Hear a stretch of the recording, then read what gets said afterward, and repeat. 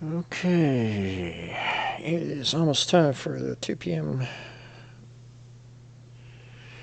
PST. Strange Bro Jim Tristram. So, you guys are gonna have to kind of forgive me a little bit because, if you can't hear it in the background, my laundry's still kind of going and, still trying to be finished. I love when technology goes, hey, we sense that your clothes aren't dry enough, so we're gonna add some more time. I mean, I appreciate the fact that it's doing it, but it went from 11 minutes to 37. Well, whatever. It happens. But yeah, I'm pretty much here, um, as much as I can be anyway. You won't be seeing my normal attire which is a t-shirt and jeans. So, uh, so you'll just have to kind of forgive me about that. Uh, the Another announcement that I want to make is that the poll is done and the voting has been concluded, and no one voted, so I get to pick what game I'm going to be playing tomorrow. Which I think I'm going to go ahead and get it out of the way. Get the bad taste out of my mouth a little bit. And I'll just go with a Sith run of Knights of the Old Republic. Again, uh, it'll be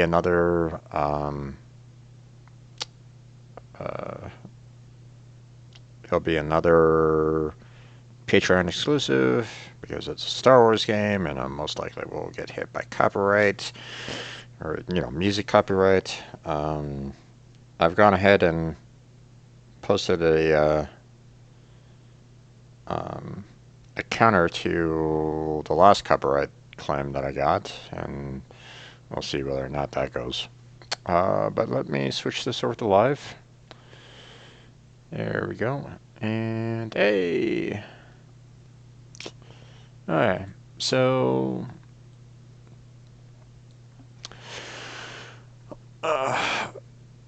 it's been a week since I touched upon this. But the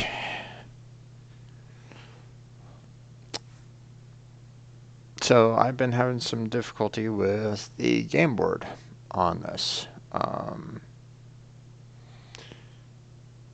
I was trying to use the 2D roguelike to get to a point where I could um, actually, uh, build a decent board out of, um, decent hex board to get the job done. But um, it wasn't really translating very well. So, um,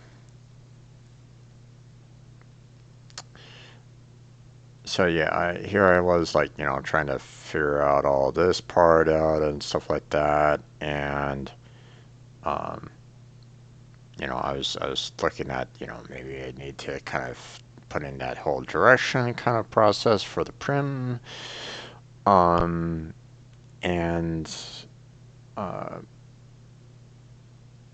it was uh,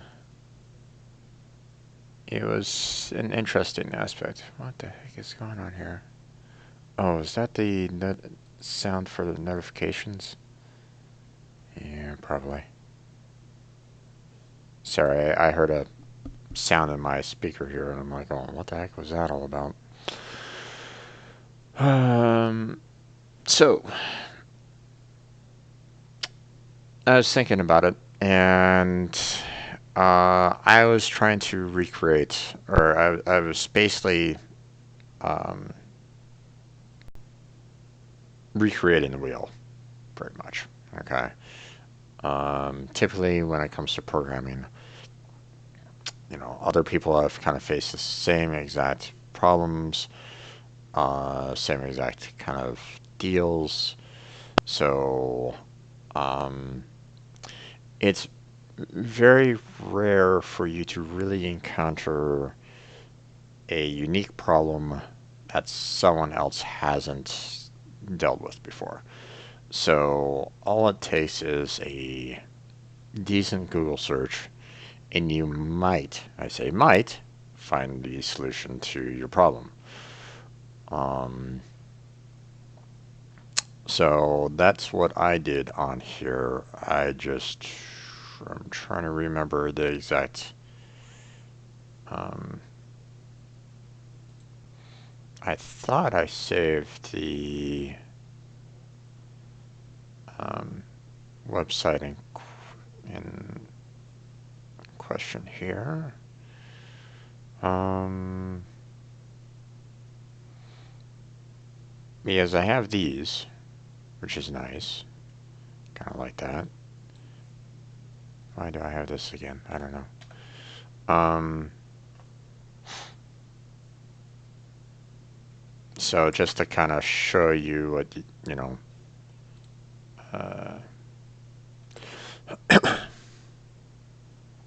the websites that I've been kind of using, and um, I'll most likely see about trying to put it in put the author's names in the credits or something along those lines, because I mean they did help me out quite a bit on this. Um, so let's go ahead and hide that menu. Right. So we have this one, which has been quite nice in that go down to map storage, do the triangle, and you know the 2D array, and that's kind of helped me out visualize what I kind of need for the most part. The other website that I've been kind of using a little bit during this has been this one, which I mean isn't as great as this in this description of like um, the rows and the columns kind of aspect and the overall dimensions. But I can at least I can at least expand on dimensions here and kind of create my own kind of map look like. It's a little.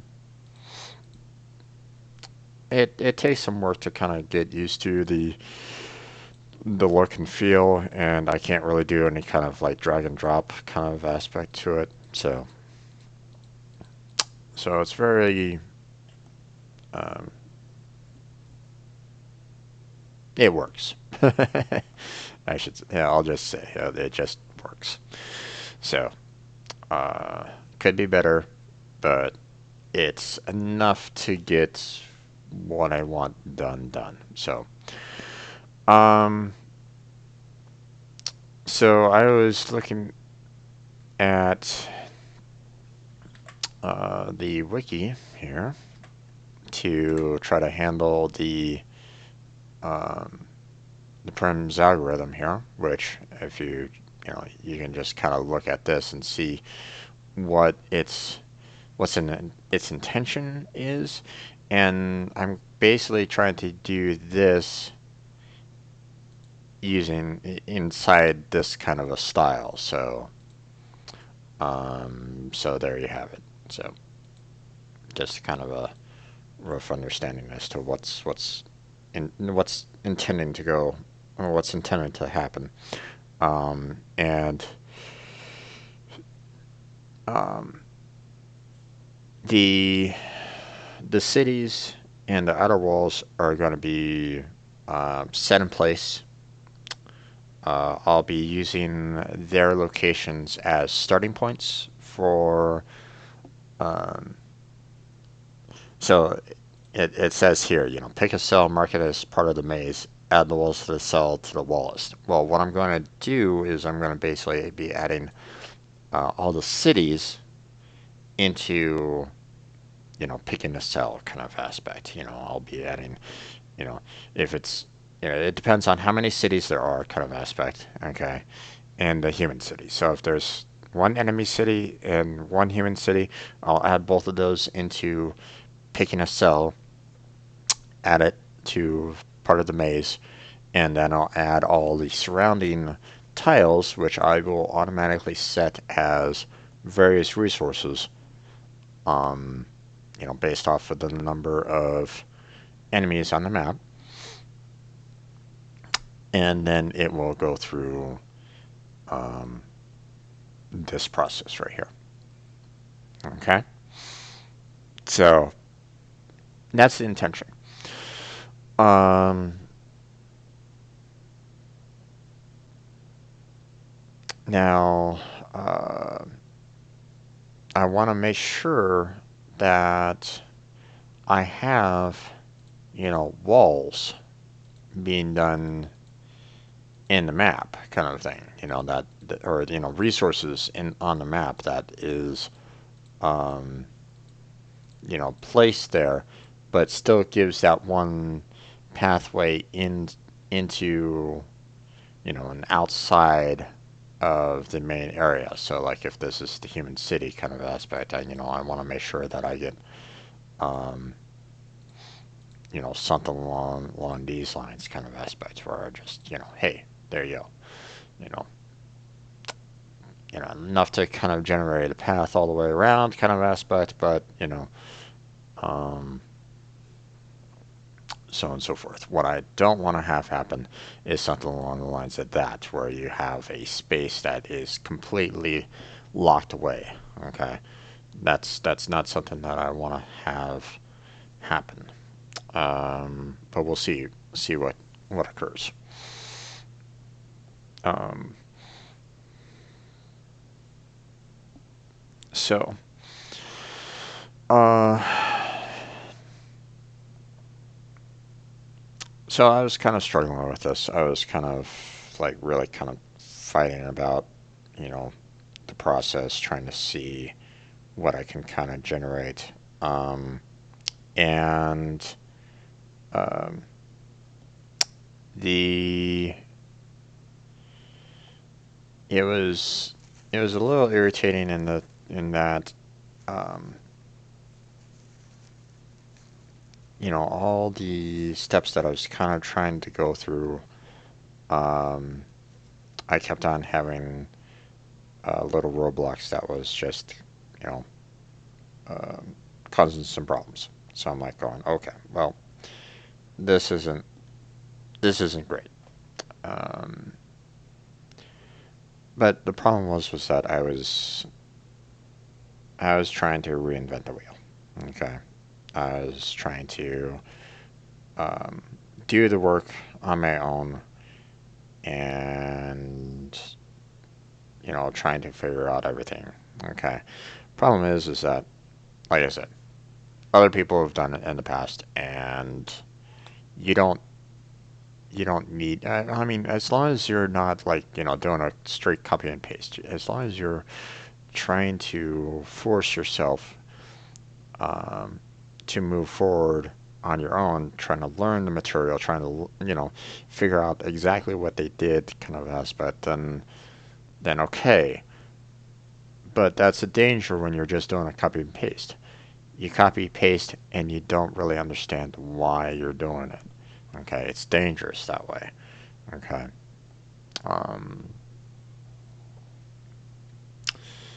uh, I've had a job or two where I've had people um, just copy and paste you know into the code, and they don't realize that they made a mistake by having like some variable or something like that that's doubled up or whatnot. Um, Hell, I remember one time where someone said, I don't know why they did it, but they said, you know, if true, go inside, this website. If false, go inside this website.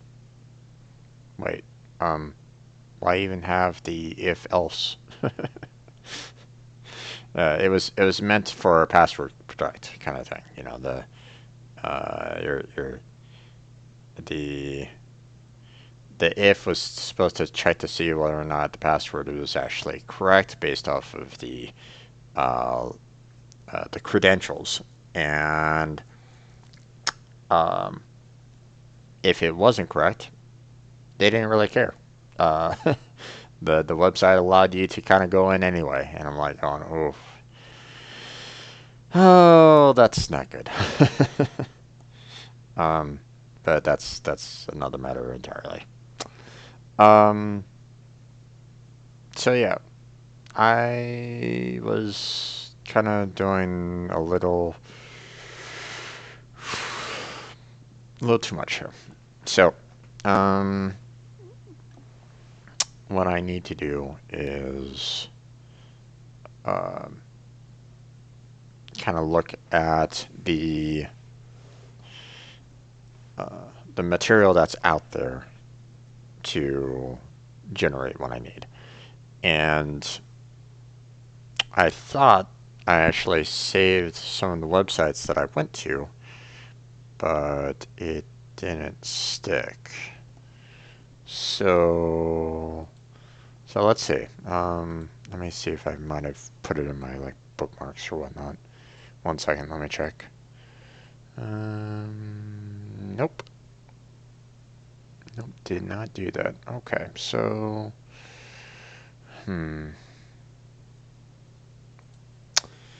okay. Uh,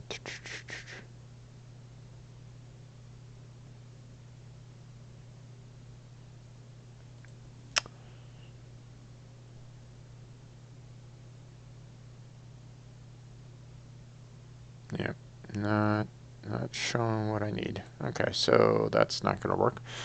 Okay, so I'll probably just need to actually do another search here. So Unity hexagonal tile map.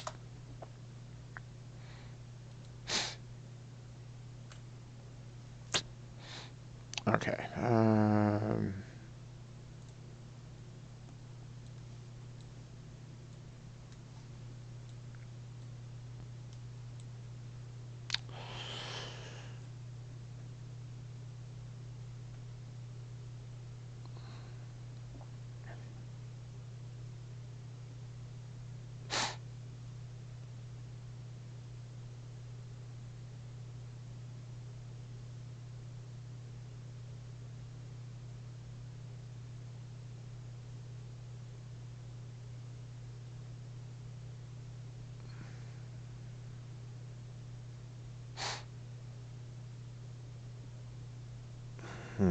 Okay.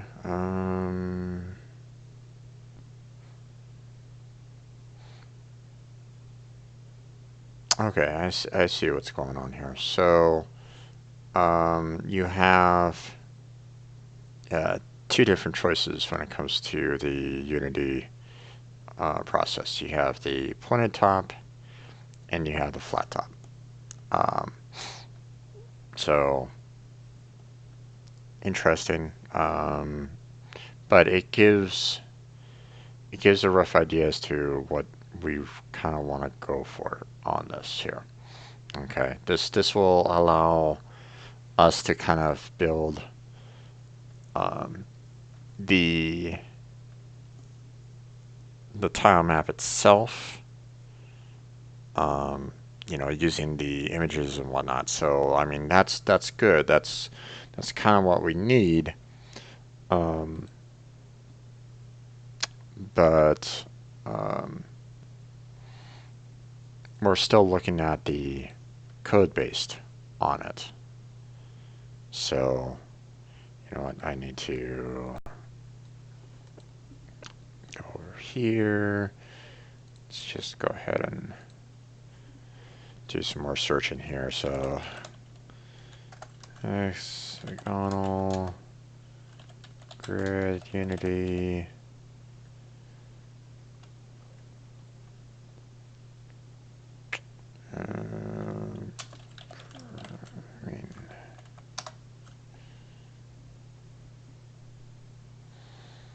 Hmm. See, just to kind of show you what I mean by the fact that, what I'm doing here is not unique. Okay. It's not.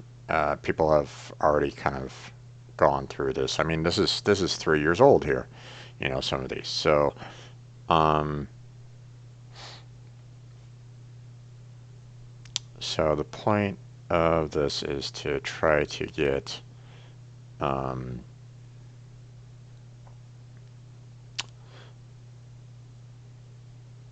to that. Uh, adding. That to do the actual code for the hex grids. Being able to kind of set up set up all this. So here, let me see. Let's see, prims, algorithm, unity, hexagonal. Okay, let me go ahead and do this. Bring this over here.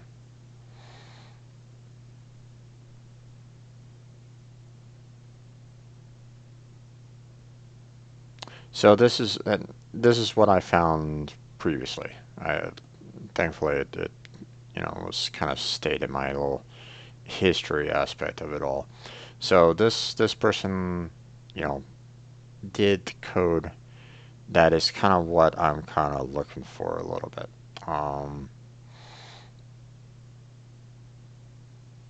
So that this is what I mean by the whole process of trying not to reinvent the wheel here, because others have actually kind of worked on it before.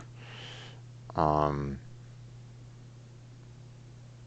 the what you need to know though when you're doing this is making sure that you understand it.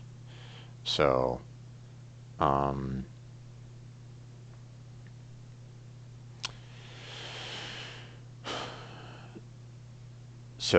this is what I mean. This is one of the aspects where I was like going, oh, okay, this is interesting because it was actually pointing to the pointy hex grid uh, process there. And I'm like going, oh, okay. I missed that little fact that you can actually have hexagonal tile maps.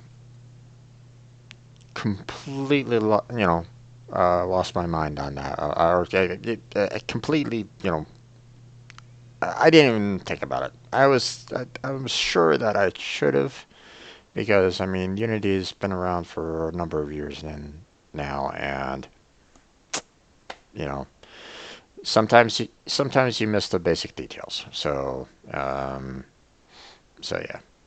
Hey there, Firecat. How you doing? Welcome to the stream. So yeah. This isn't exactly what I need, kind of thing, in the sense that oh, thanks for the follow there, Firecat. Appreciate it. So this isn't exactly what I need, seeing that once again, I'm going to try to be going for that up triangle style. And based off of this, I'm kind of wondering, should I actually be going for the, um, should I be going for the um, point top or flat top? Um, because with the flat top, I don't have. Okay. Here, let me. I'm looking at this. I'm going. Okay. I need to kind of be careful with this a little bit. Okay, because take for example, the triangle here, right? Okay, I needed that outer wall, right? Well, I have these in the corner tiles here that are completely useless. Why would I need that? Okay. So I might need to do something along the lines of, do a triangle something like this in some way, but I don't know how to really go about doing that in the code wise. And then of course the cities and their appropriate corners kind of aspect. But I don't know how that kind of translates out. I mean, I can kind of understand it in this sense, but it's a little different when you're doing the flat. How do how am I going to handle the um, what is it I'm looking for? Oh yeah, that I had this formula to figure out the um, um,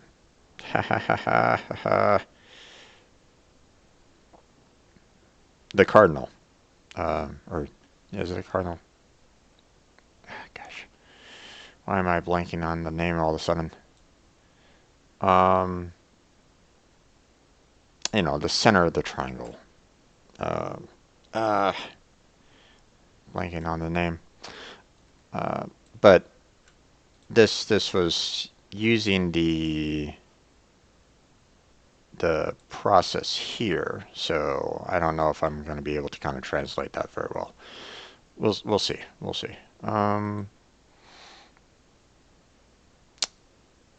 So yeah, they went with the plenty hex grid.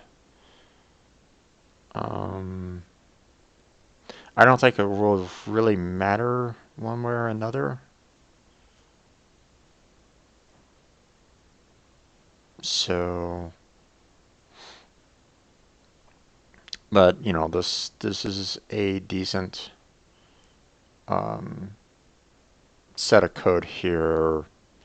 For the most part, that will just kind of keep me moving forward on this project. Um, so yeah,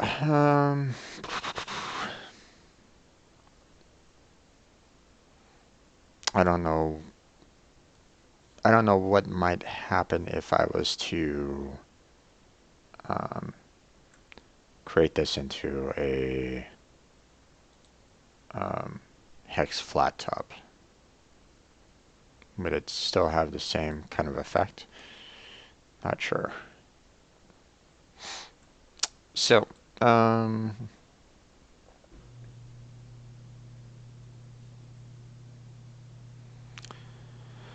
so here I was thinking I'm gonna use this, from the 2D roguelike, and it's not really looking that great right now.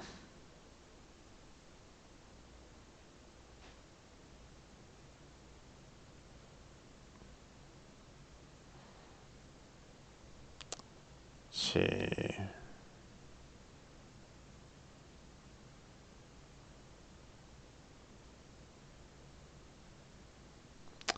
Okay. Um,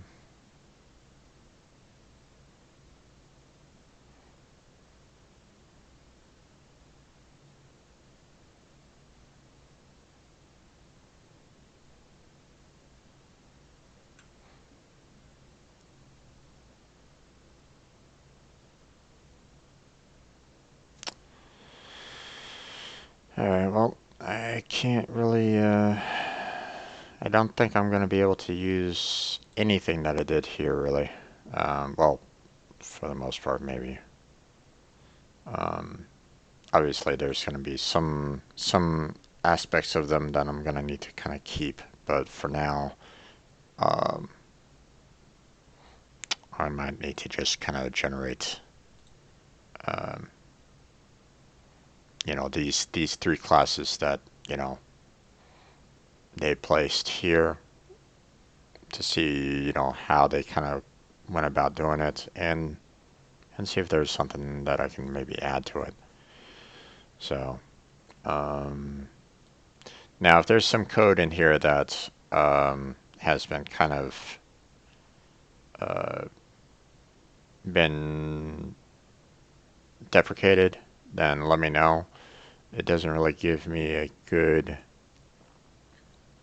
uh, it doesn't give me a date on this particular website, so I don't really have any kind of reference as to where it's at. I mean, there's there's this, but I mean that could mean anything right at the moment. So that doesn't really give anything about when this article is actually kind of generated. So, um, but yeah. Okay, let's go ahead and open up uh, Unity here proper so that I can actually the um, get the other scripts going.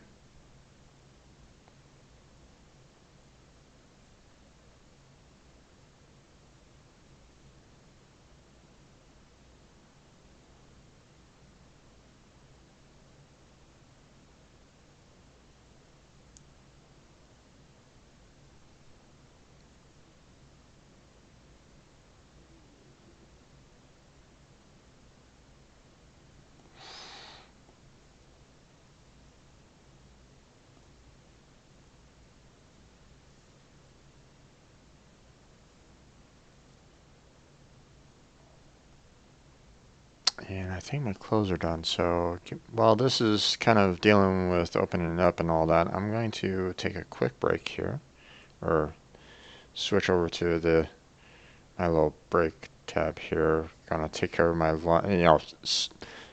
throw my clothes that are in the washer into the dryer real quick, and I'll be right back here, folks. Hold on.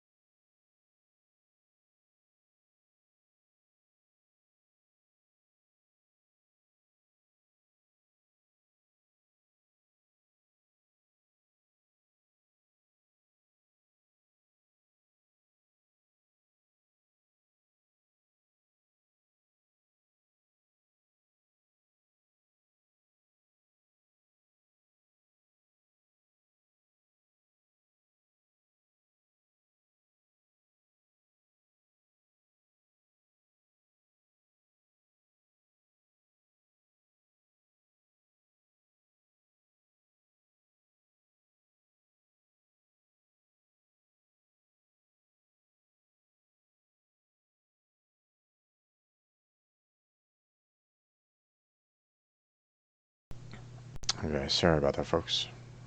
Let's see. Let's go ahead and make this live again. There we go. Yeah, so my t-shirts weren't dry. I spent some extra time on drying, but didn't dry. Yay. Alright, so yeah, not gonna download a new version here. So, uh, I really don't like copying code, but at the same time, um, it kind of does what I need it to do. So, I'm still debating as to debating on whether or not I actually want to um, use the pointy or the flat. Um, all of the examples that I was seeing have been pointy, so I've been kind of trying to use that for the most part. Um,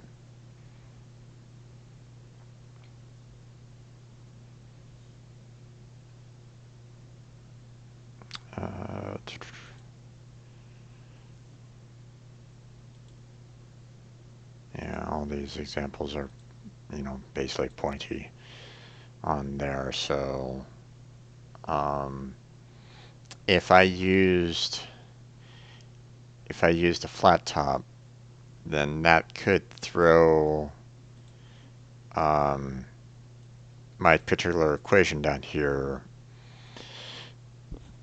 off completely. So yeah, I think I'm gonna have to kind of stick with the pointy for now. All right.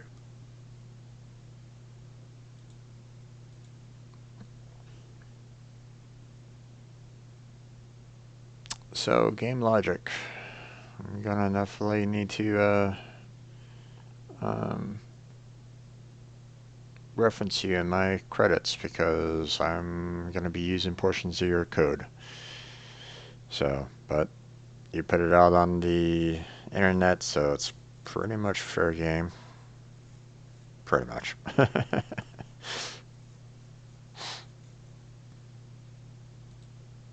Alright, so let's see.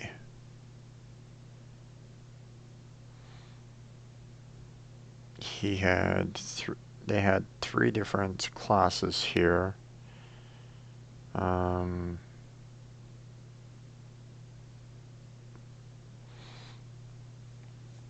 Now, I might want to just go ahead and keep the board manager just for the heck of it so that I can um,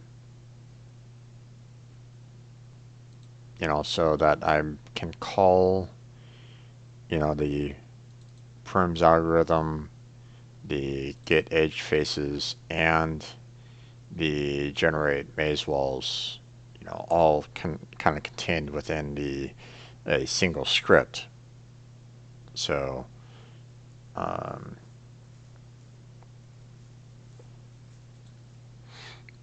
but time to create these. So um,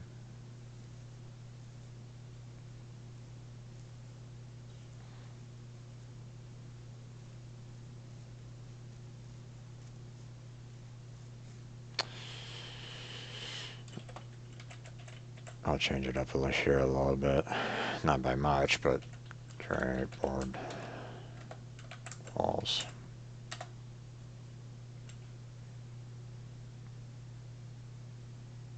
Okay, I'll open that.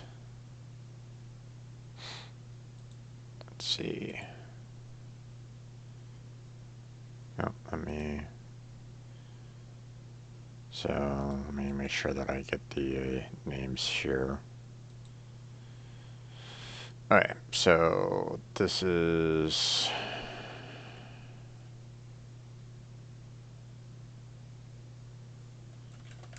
get X edges.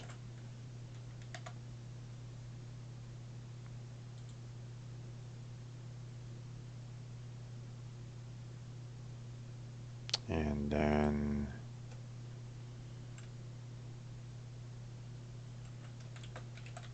prims X.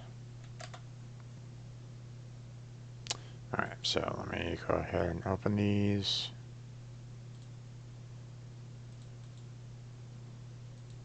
There we go. Alright, so now we have them all contained in here so that I can kind of code this up here a little bit. So first things first, let's go ahead and do the get hex edges here, seeing that it's pretty much already kind of set up here for the most part. So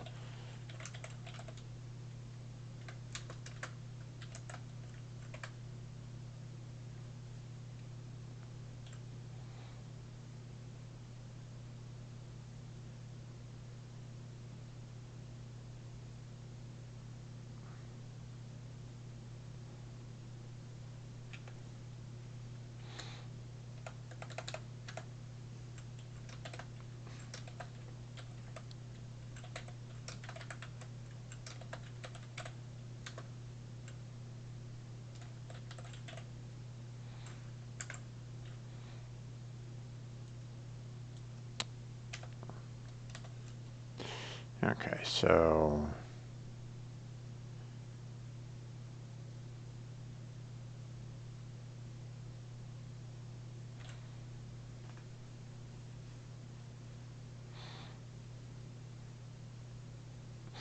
I'm trying to figure out what they're talking about by this particular instance right here. Obviously, they're wanting to kind of do that with they're trying to get the information for the point here, but um, this is I'm trying to figure out what the heck the whole color 2 4 is all about. Um, so let's go ahead and see about looking.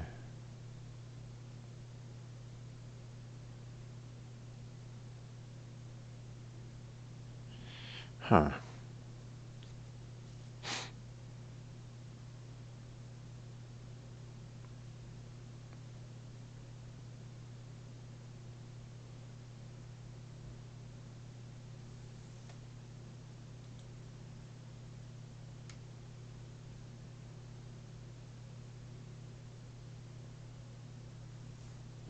I'm not quite sure what they're referencing for the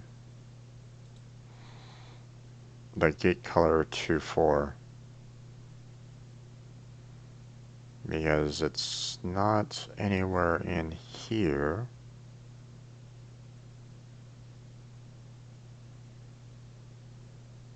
It's not anywhere in here, so it's a unique function to Unity, it seems. So let me look it up here real quick. Actually, let's go ahead and do it over here so you guys don't have to kind of see it. Okay. What is get color 2 for Unity?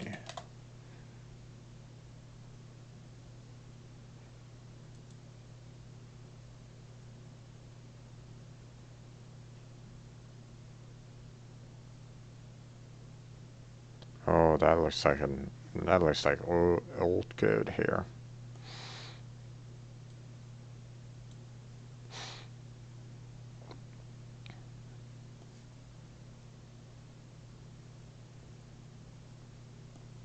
Let me make sure that I'm getting this correctly here.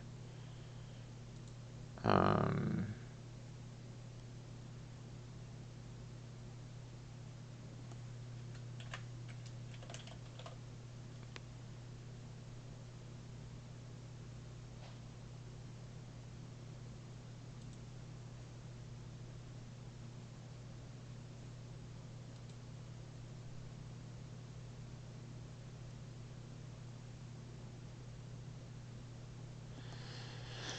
hmm.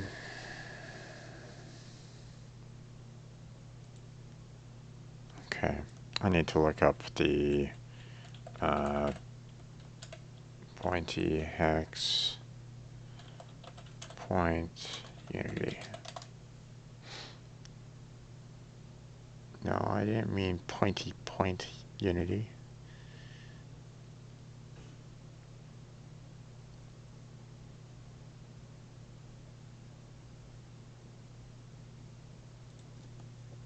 What the heck?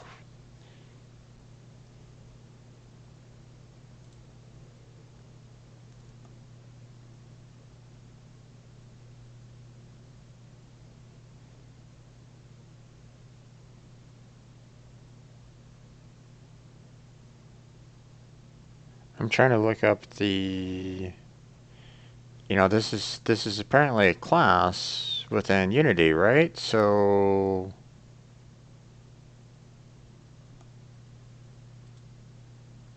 what am I missing here?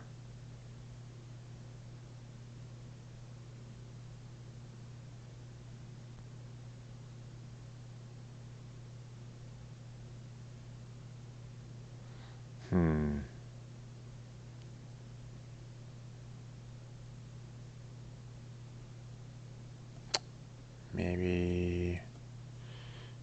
I'm not really finding anything in my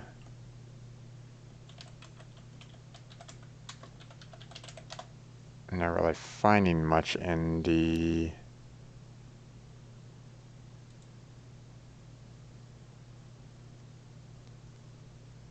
online right at the moment, and that's kind of concerning.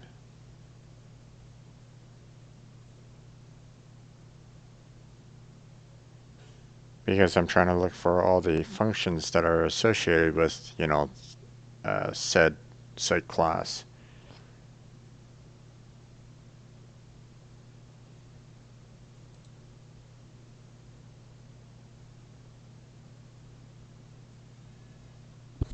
Oh boy.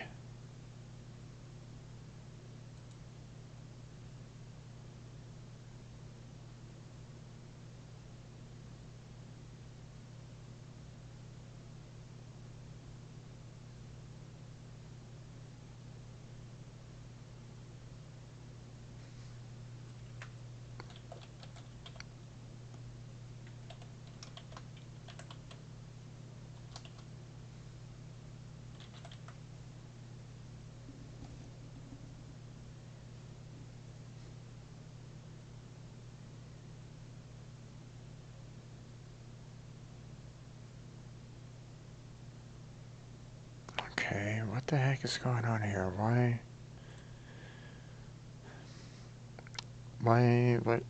What's going on here?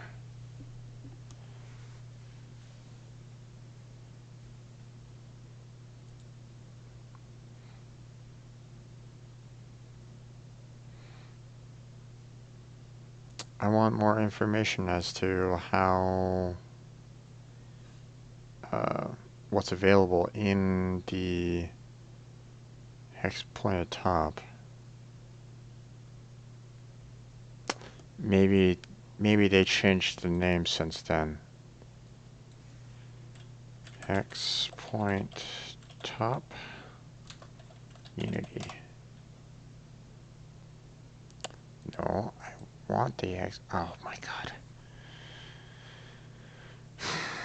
Okay, so hex point top doesn't come up with anything if I do hex point top Unity. Great. It's showing results for hex point 2. Yeah, let me show you what I'm kind of dealing with here. It's like, okay, no, I didn't want that. And if I do this, nothing. So, I mean,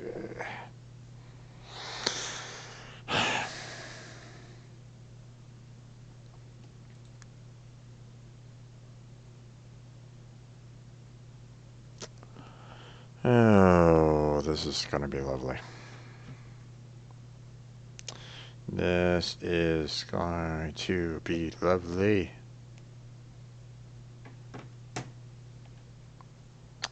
You know, I love when APIs are well developed. They tell you everything that you need to know about a particular class or a particular object or what have you, and you don't need to go searching. Okay, love proper documentation.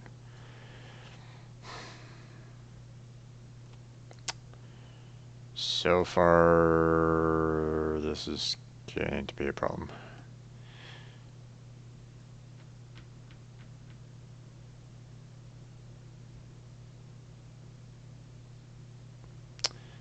Because if they're using classes here that I don't have any kind of information on, how am I supposed to know that I'm actually doing it correctly? What has and has not been deprecated?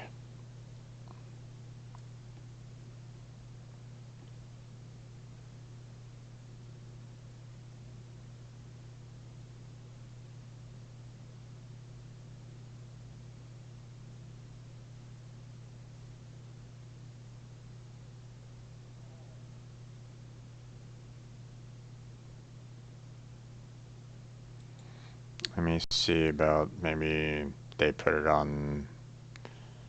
Um,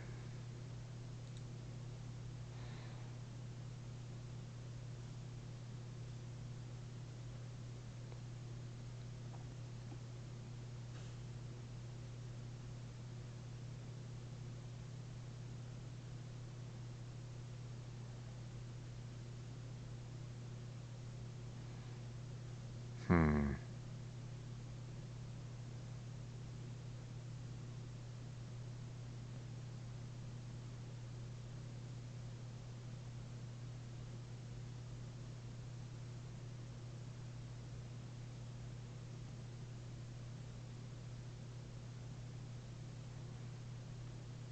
And this is in a triangle grid as environment. Whatever. Display the edges of triangular grids nicely. Okay.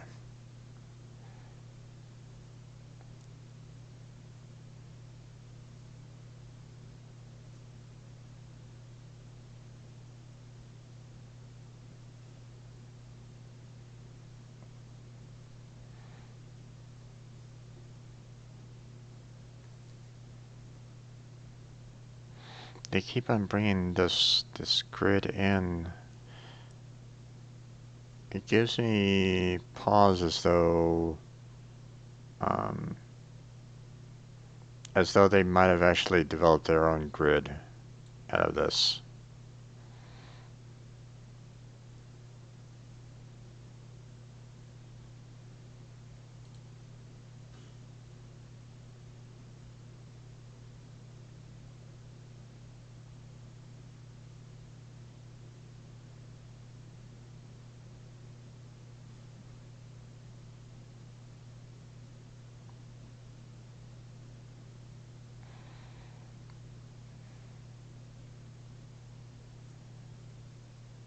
Okay, it's looking like they had their own class for it.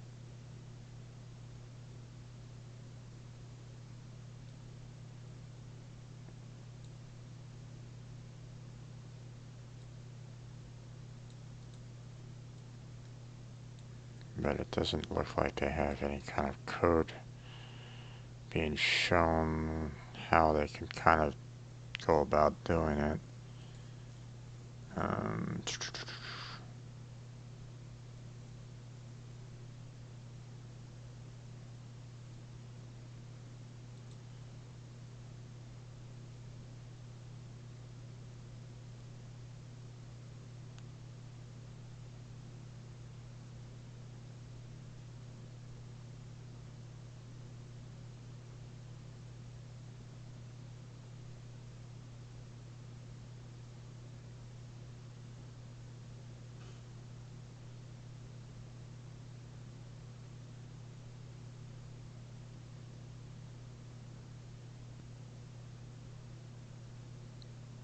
okay, so they are using their own um, they are using their own class for the generating grid.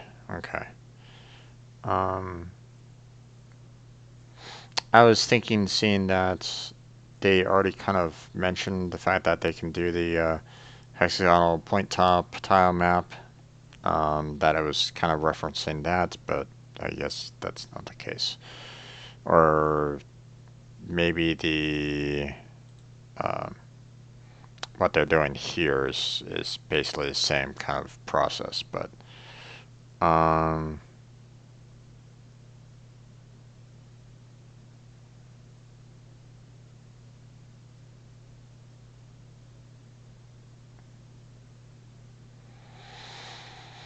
hmm.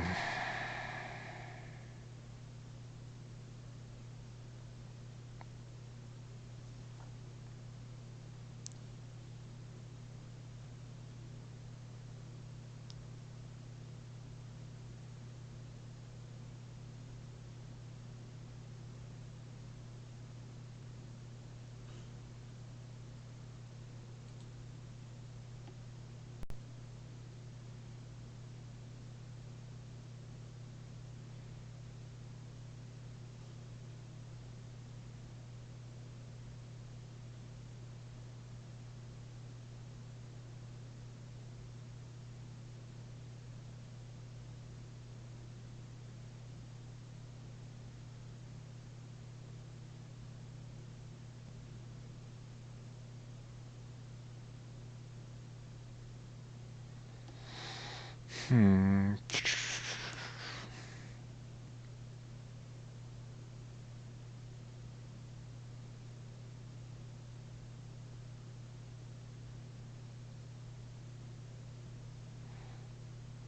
Okay.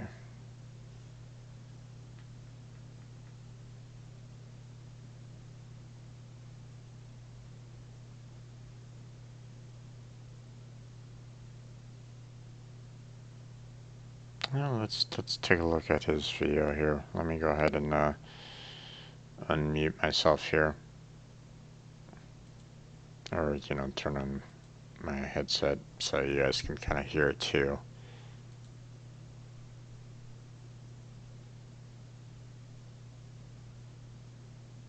Or at least I hope that you can hear it. In this tutorial, we are going to set up a simple grid in the editor. The first thing you need is a cell prefab.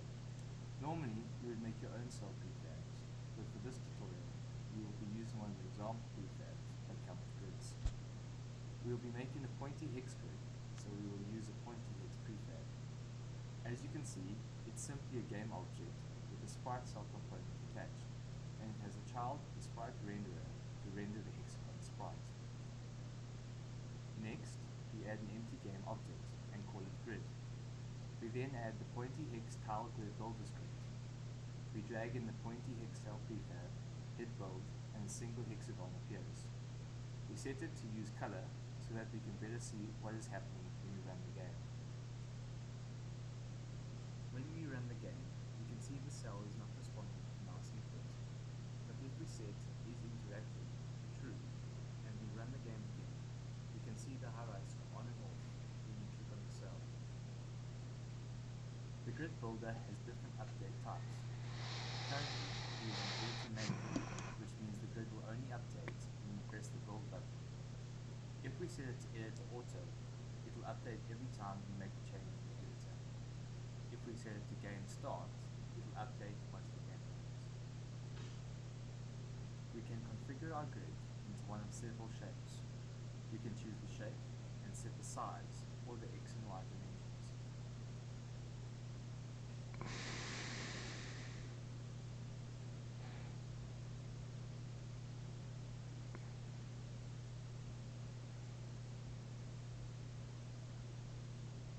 Hex grids support two kinds of maps.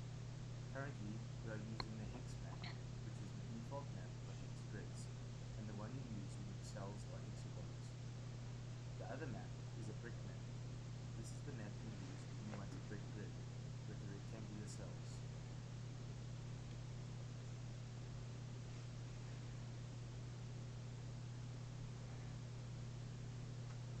The plane property determines how the grid is positioned in 3D space. When we select XZ, it is aligned in the XZ plane. We have to make sure our cells face upwards. You can see the grid is now flat on the ground. If we select XY, the grid will lie in the XY plane. This is the usual setup for 2D games.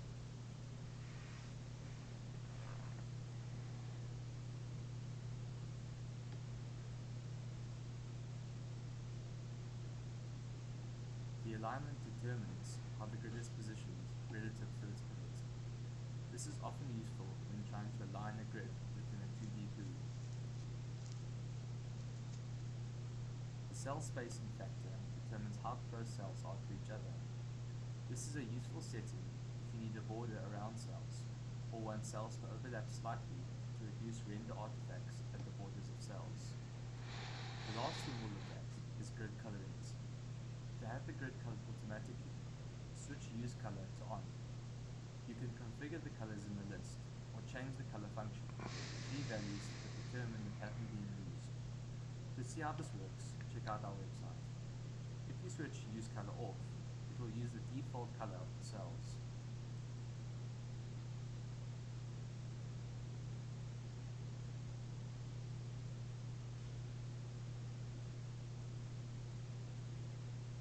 Okay.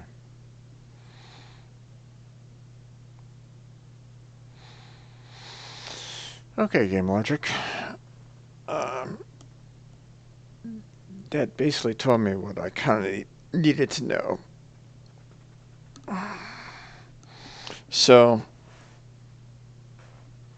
the their functions that they're using here, that what they're calling here, is something that they have kind of it's their prefab, um, it's their grid, um, on uh,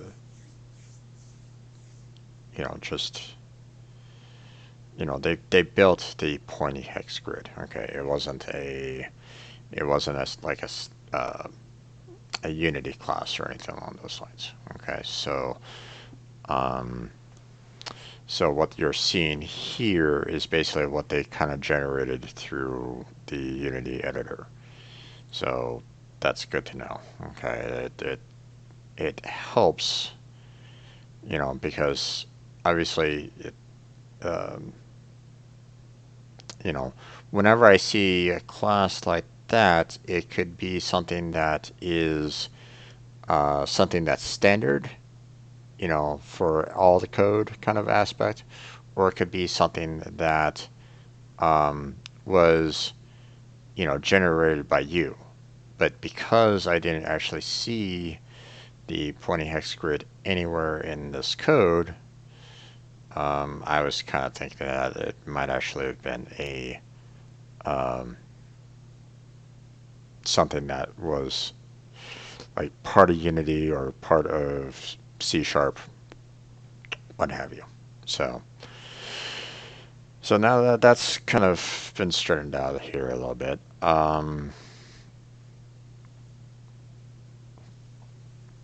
The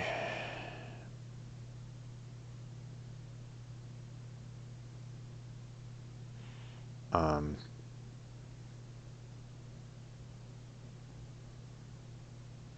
Now we start kind of looking at this a little bit more and seeing, how they kind of built it up. So, um,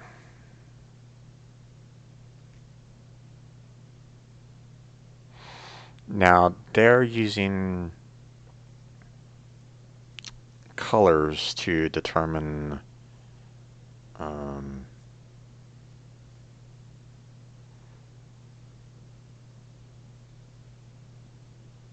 to determine how they go about doing this, but that's not exactly the same as what I kind of want to do. Which, I mean, it's not everything that a website or whatnot, you find is going to be the exact same thing that you need. Okay, let's face it, you know, you're going to have to kind of put in the work, no matter what.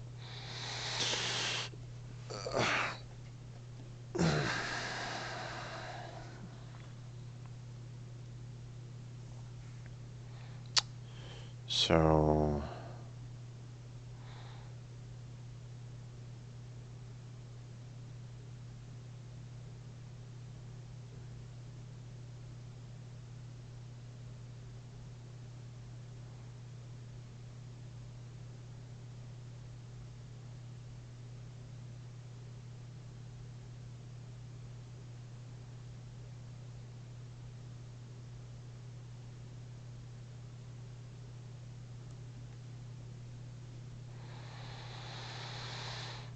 hmm.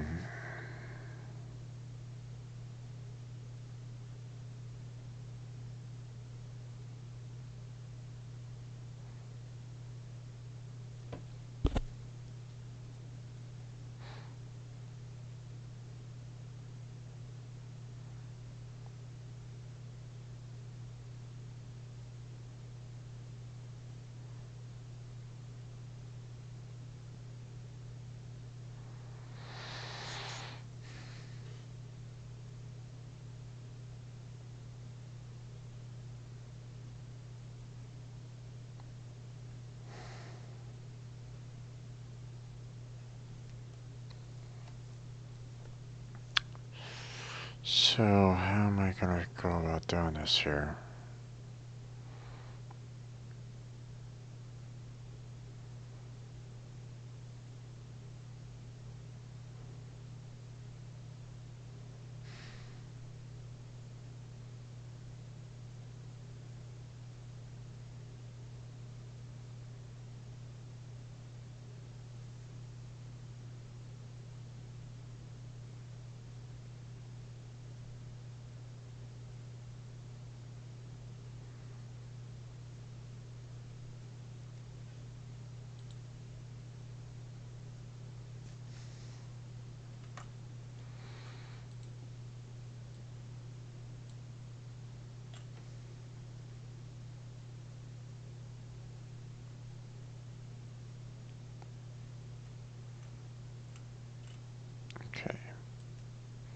don't really need update.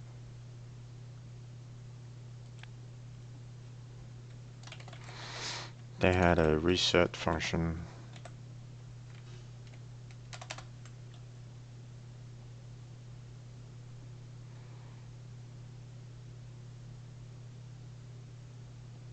I don't know why they have it public. They don't really need to have it public. They can just have it private and it should be fine.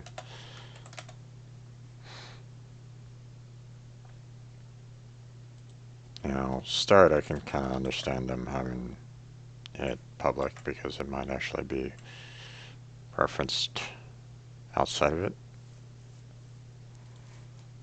We'll see. Um,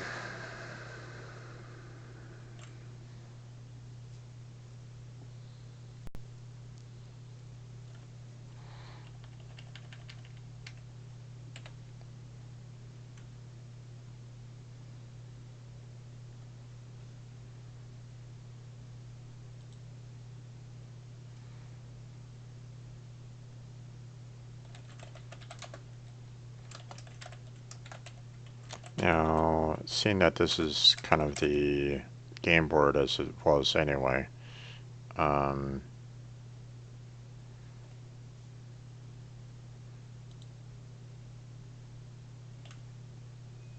but did they actually?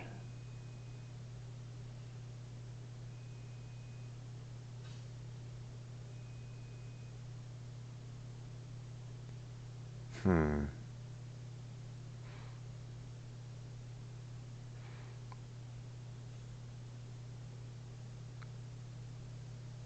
They destroy the children in the root, but they don't really add anything else back into it.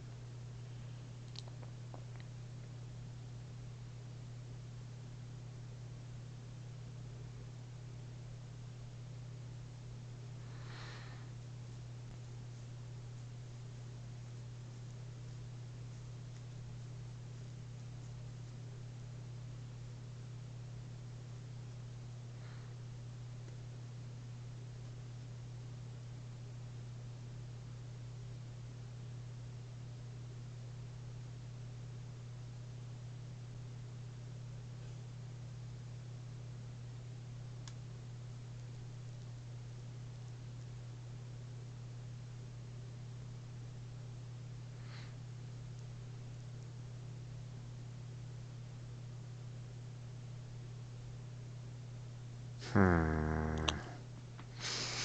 Sorry, folks. I'm trying to analyze what they did here and trying to figure out um, whether or not it's actually kind of worth it for me to kind of simulate this in some fashion or another.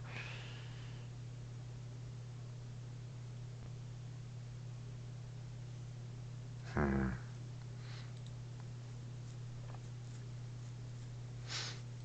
Let's see, T object.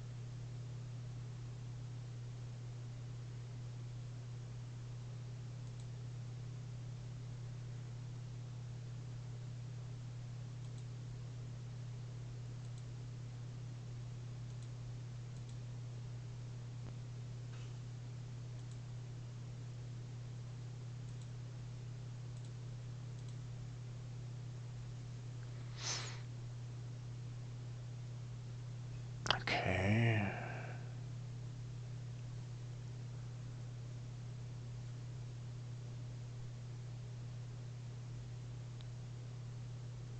Now I need to kind of change this into a triangle based.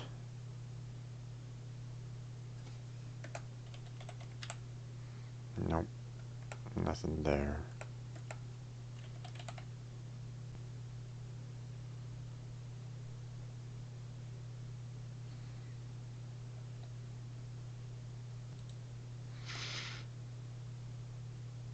Hmm.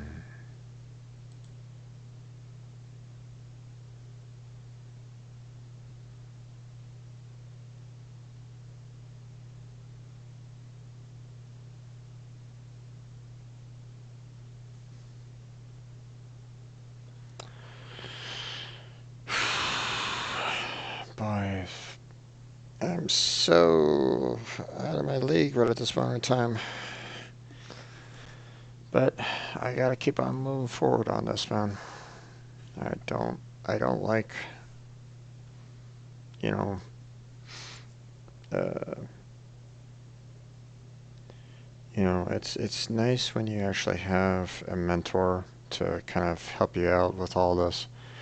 Um, but when you don't have one, you just gotta kind of work on it yourself. Try to figure out what you're doing wrong, how you're doing it. So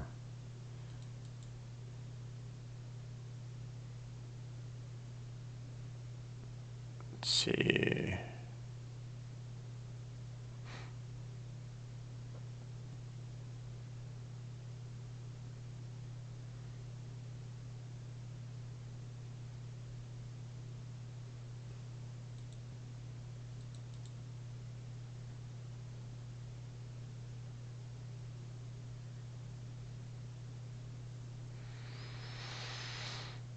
Hmm.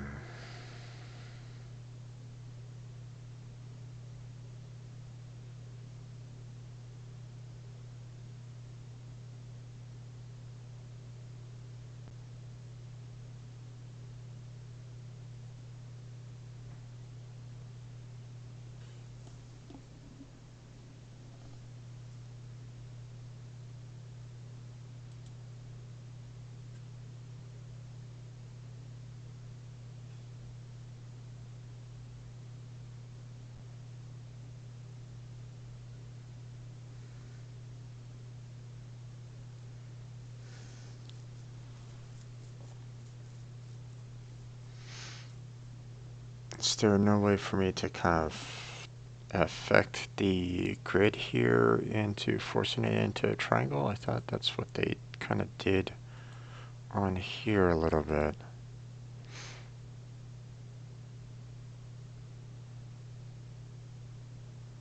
In this tutorial, we are going to set up a simple grid in the editor. The first thing you need is a cell prefab. Normally, you would make your own cell prefabs, but for this tutorial, if we set it to edit to auto, it will update every time we make a change in the editor. If we set it to game start, it will update once the game runs. We can configure our grid into one of several shapes. We can choose the shape and set the size or the X and Y dimensions. See, this is what they were talking about here, the pointy hex tile grid builder. I wonder if that's something that they kind of built themselves or whatnot. So, um,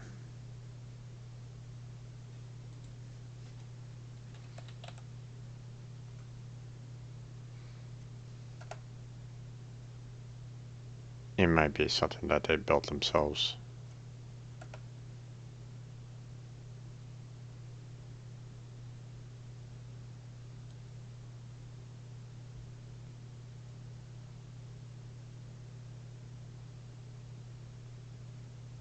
Yeah. Okay. Well.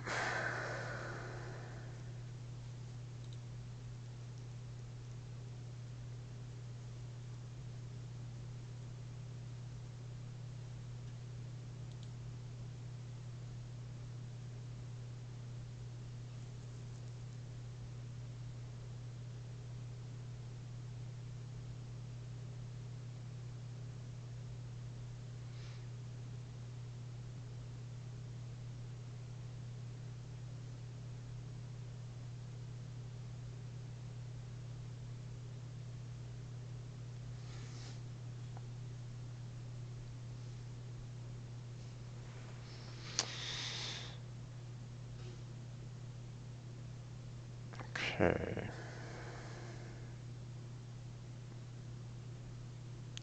So am I gonna have to kind of do the exact same thing in order to kind of generate what I need? In a sense, make my own kind of component in order to actually, uh,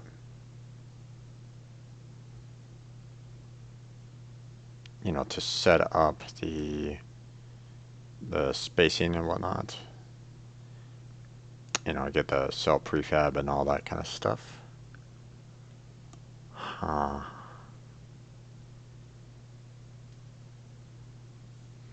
Seems like it. And I don't know if they have that information here available. I think they probably kind of kept that proprietary, I would imagine.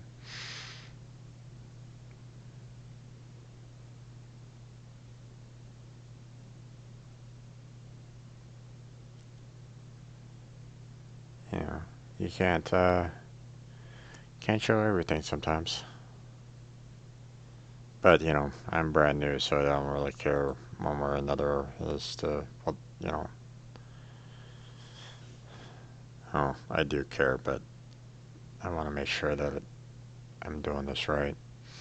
Um, hmm.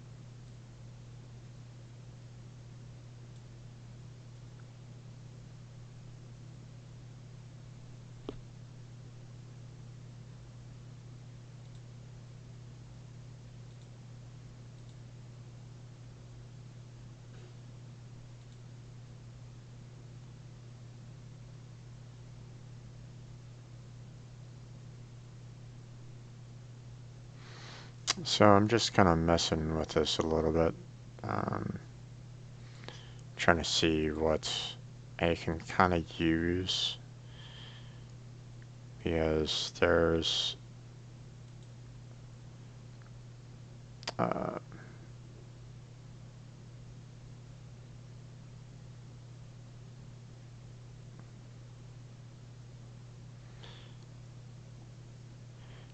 there's components that you can kind of deal with here.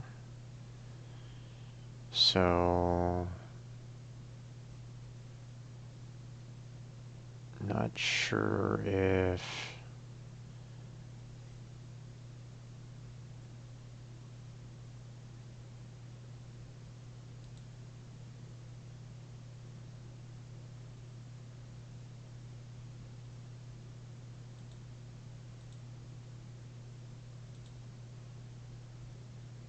no, don't really need that one.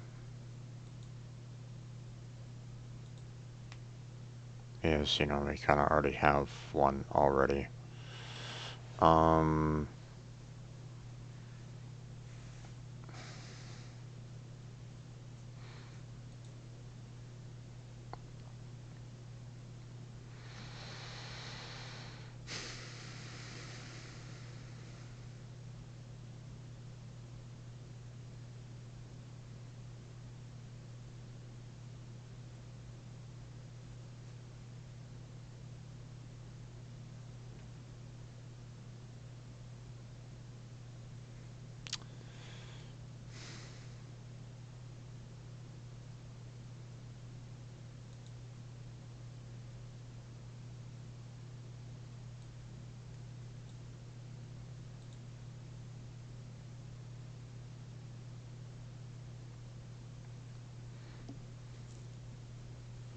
Hmm. Okay.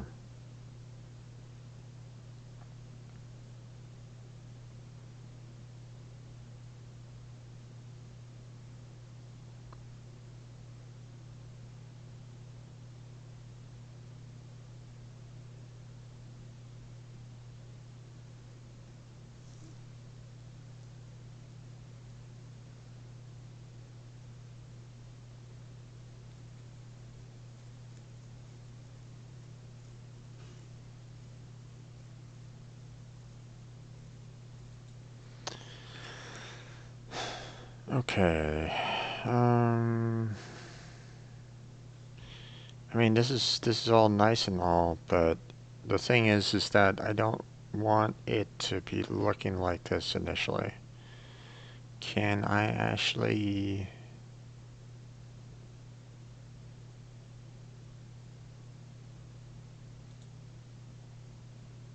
No, nothing there.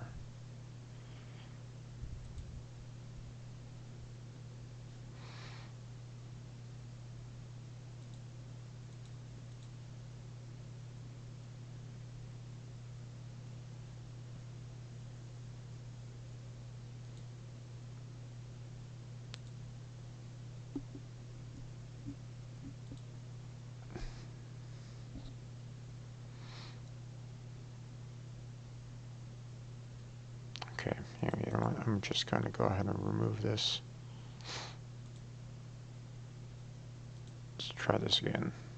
Game object, 2D, horizontal point tile map. Right. Okay. Um.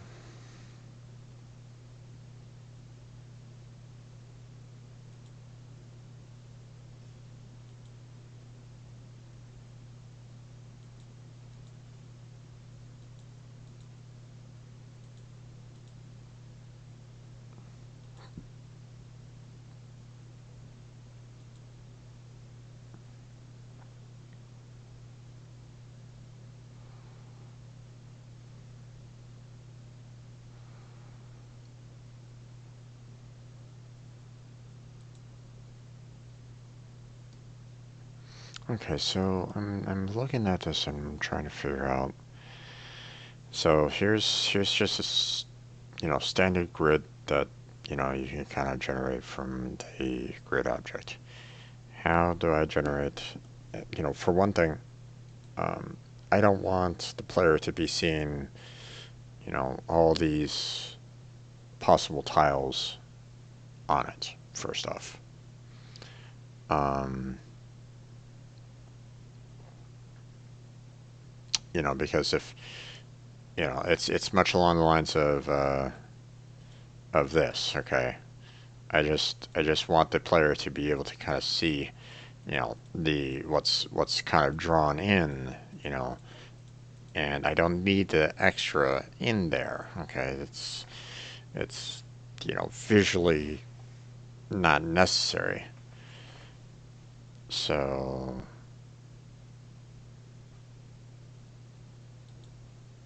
So I'm not sure how I can um, hide away the tiles that aren't necessary.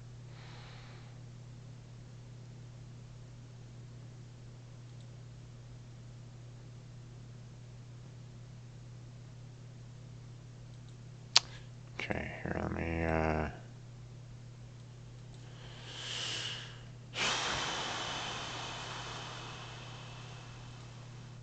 let's go ahead and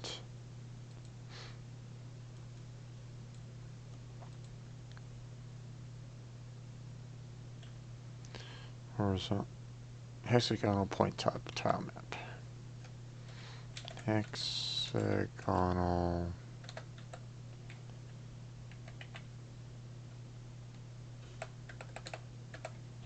pointy top tab.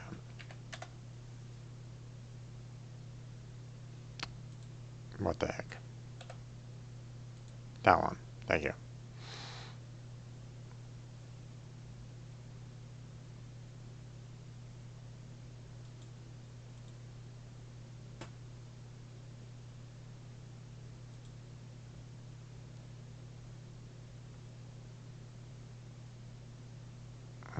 Hmm. Okay, that's interesting.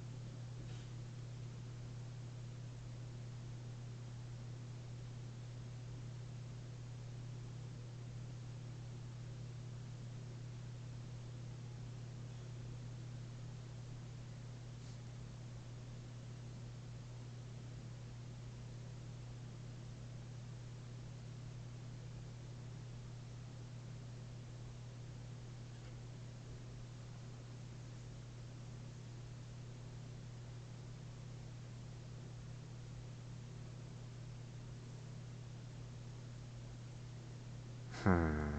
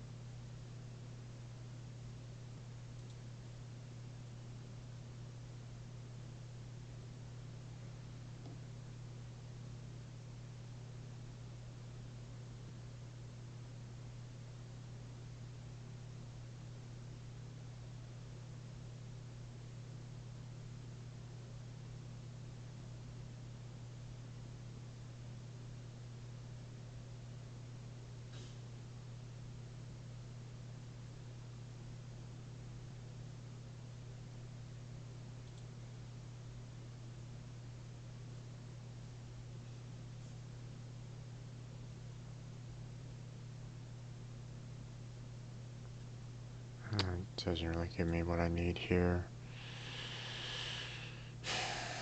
Hmm.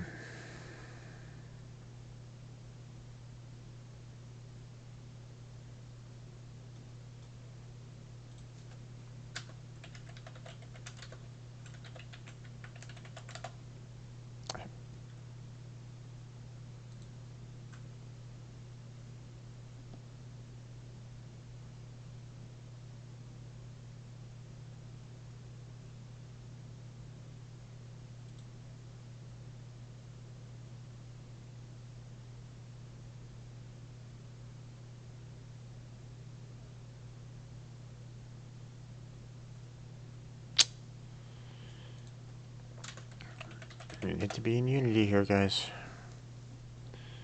Um,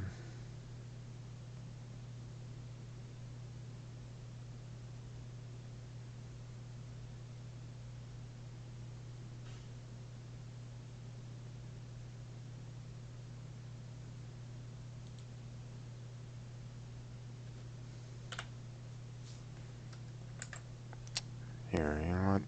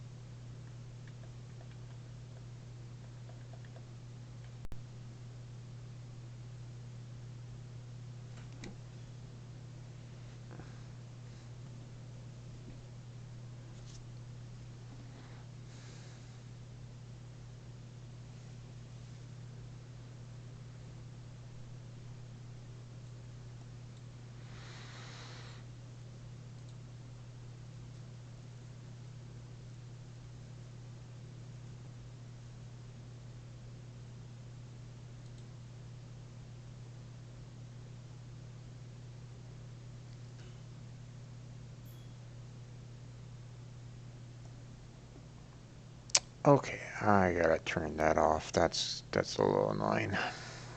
That little beam, it keeps on distracting me from what I'm trying to do here. Um,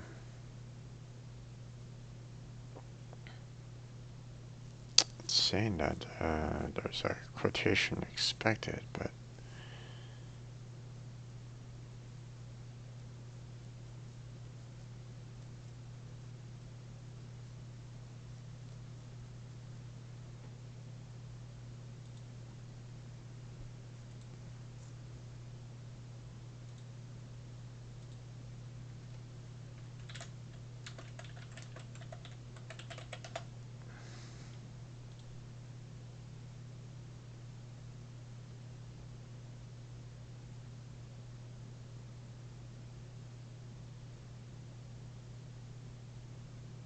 oh, they have else if.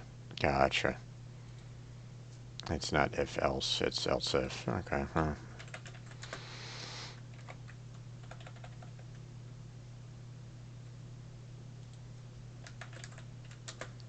Silly me.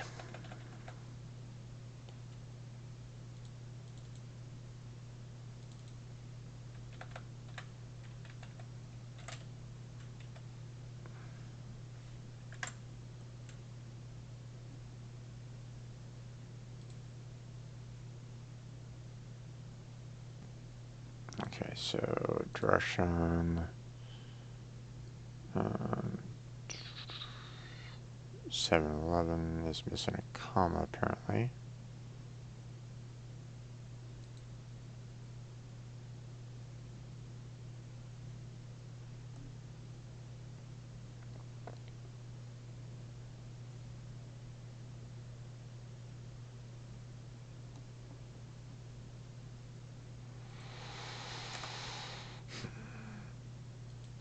Let's just go ahead and do all this.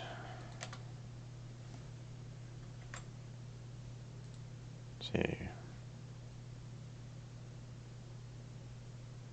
Hmm.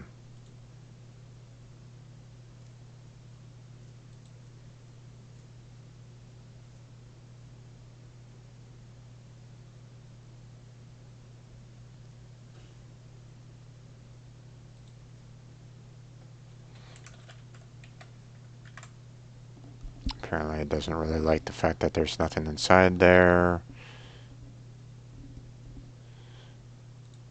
Okay.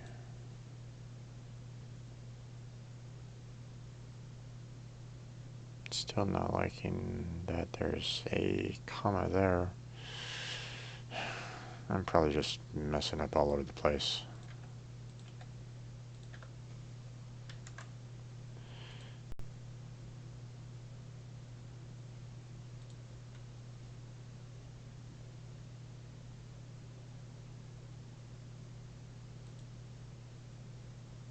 Hmm.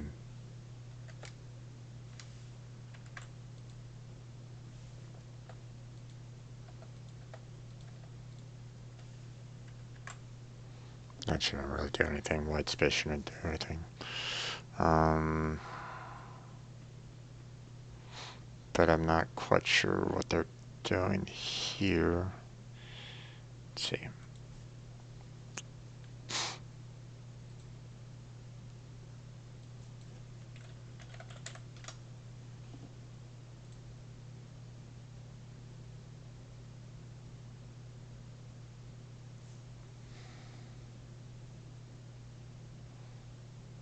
Okay, so they actually have it like so.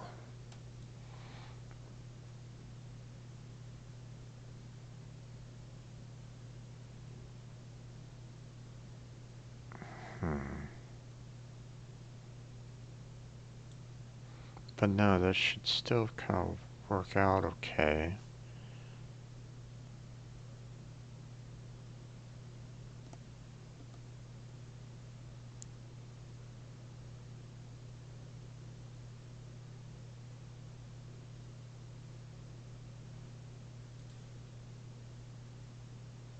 Hmm.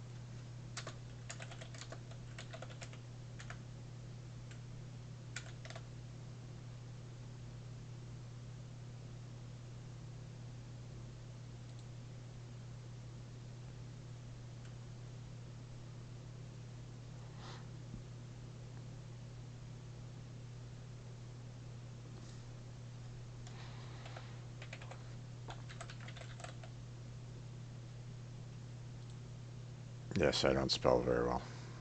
Okay, let's try that.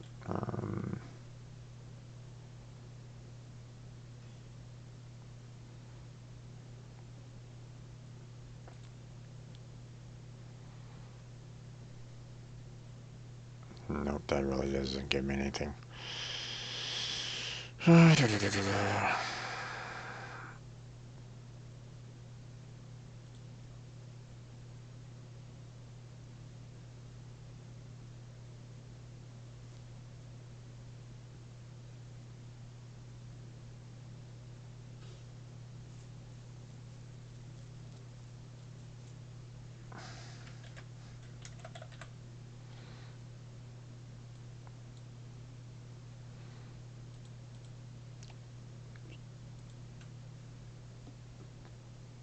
I'm trying to use what they had, in the previous, in the previous time when I was trying to um,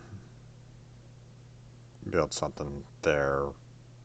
Tried to use their whole direction aspect there, but it doesn't seem like it's really working out very well. So you know what? I'm just gonna comment it all out for now. I really don't know if I'm gonna be using direction as it was anyway. So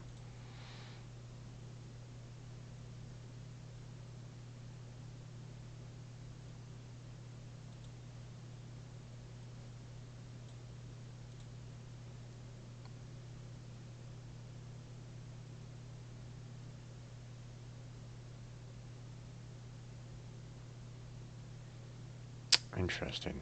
Okay, so I have to keep this public.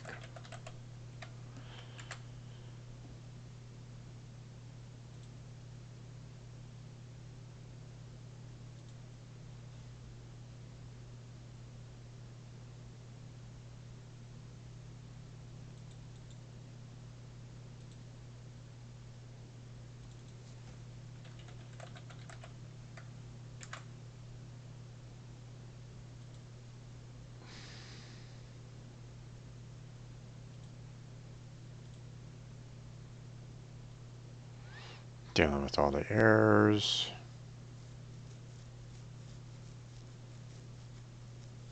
Oh, right.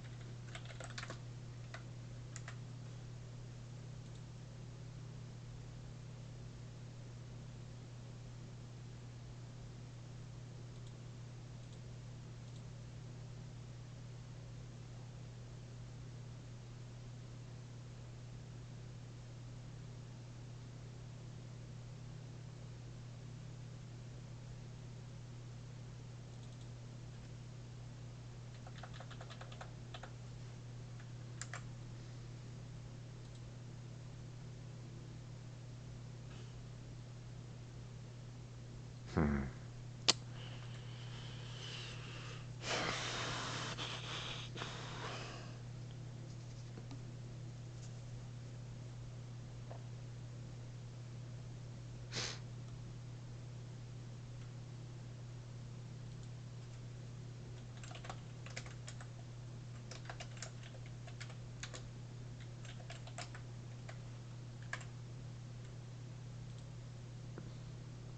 Nope, not fixing that apparently.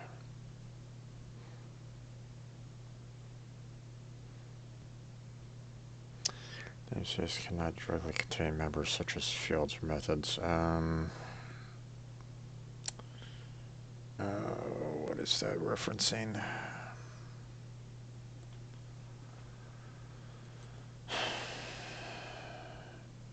Namespaces were always something that I always kind of struggled with a little bit.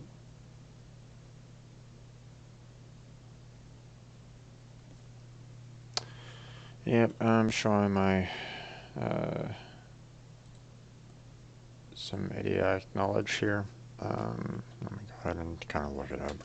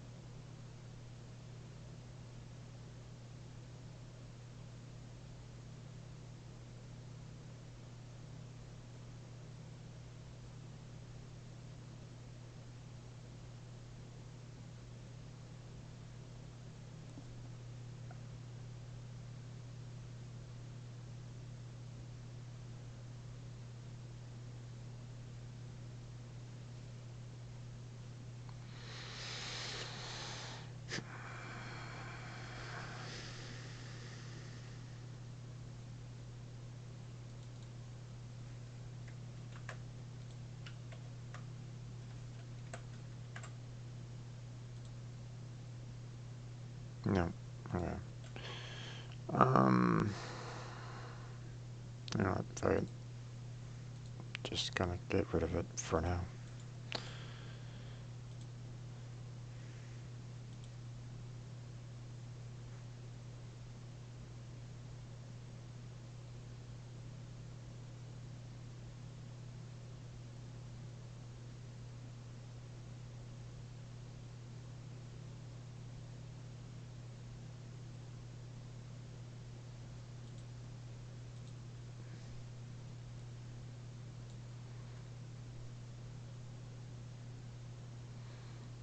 Hmm.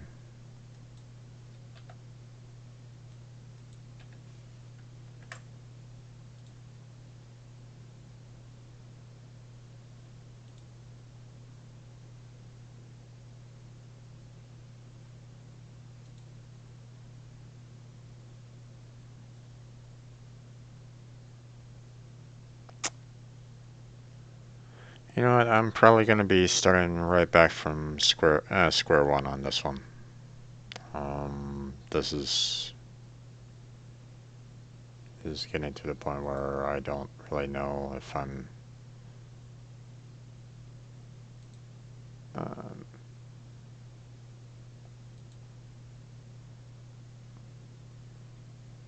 I'm messing up quite a bit here at the moment, and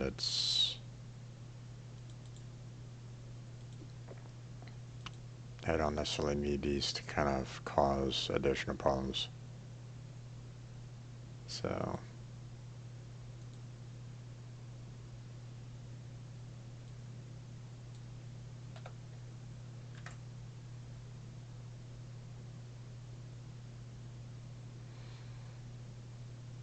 interesting that the hash table doesn't have a particular type. You would think that it would and that it would have something. Um,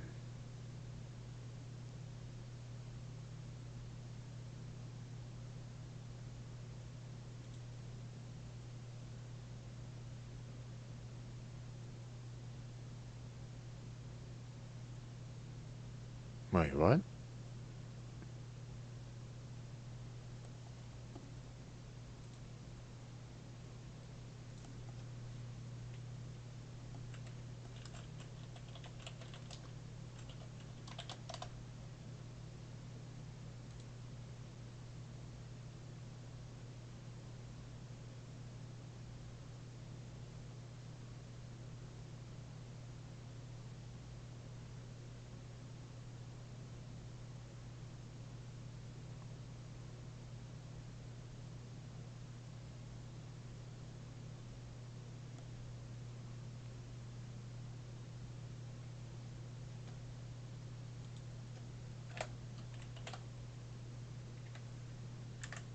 Maybe it's capital sensitive.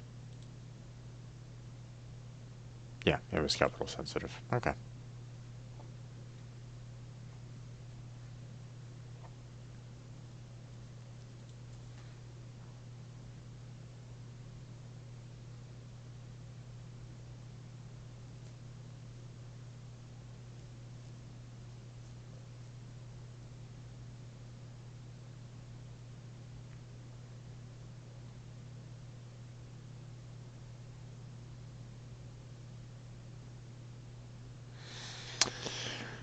Okay. Boy.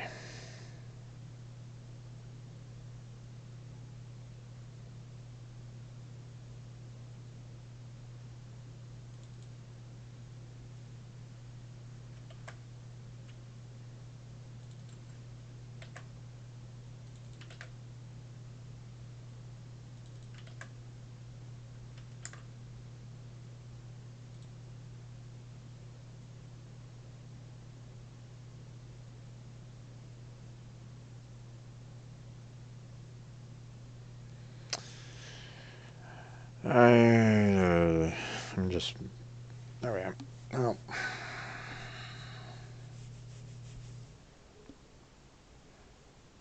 sorry, folks.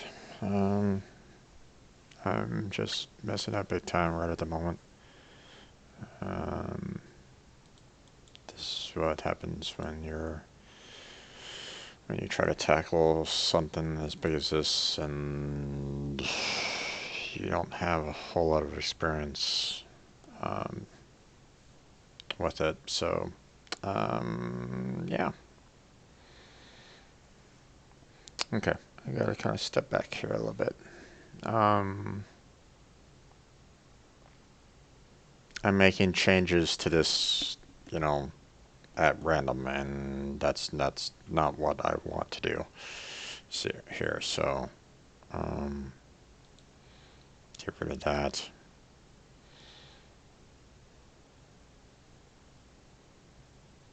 Okay. Um,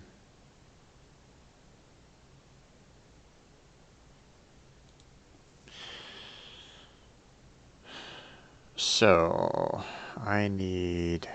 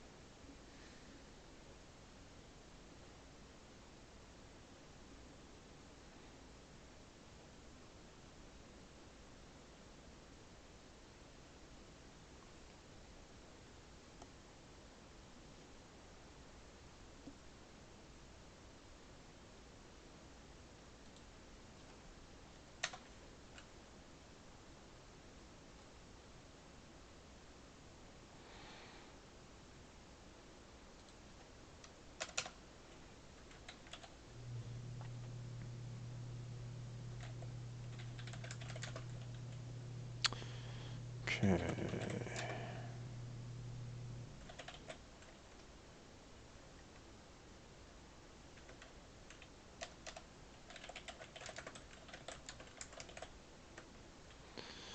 Okay, so let's go ahead and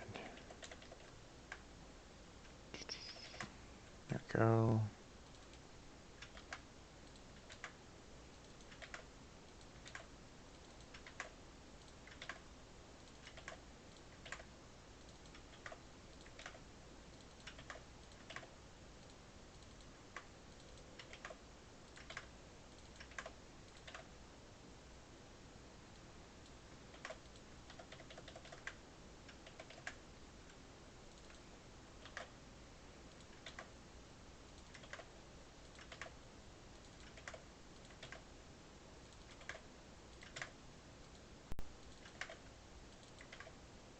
Damn it. There.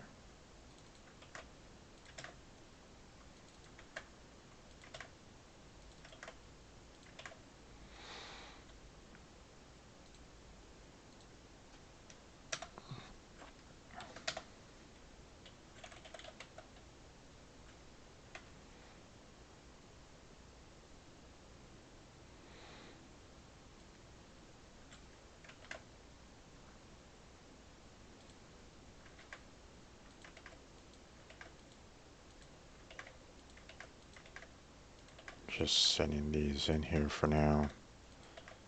Don't, not that one. There. There. Alright, so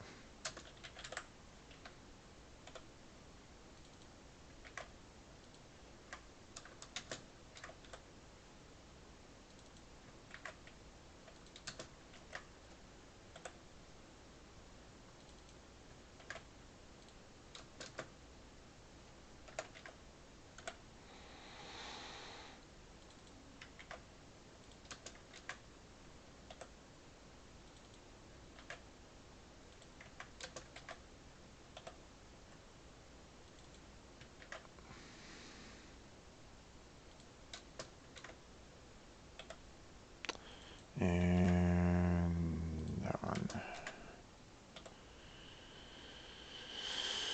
Okay, so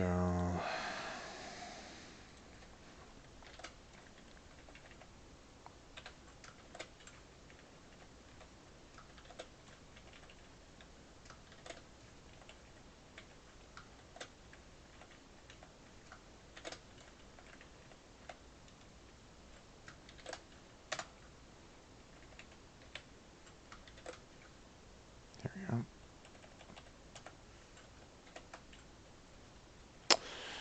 Okay, we want int um, um,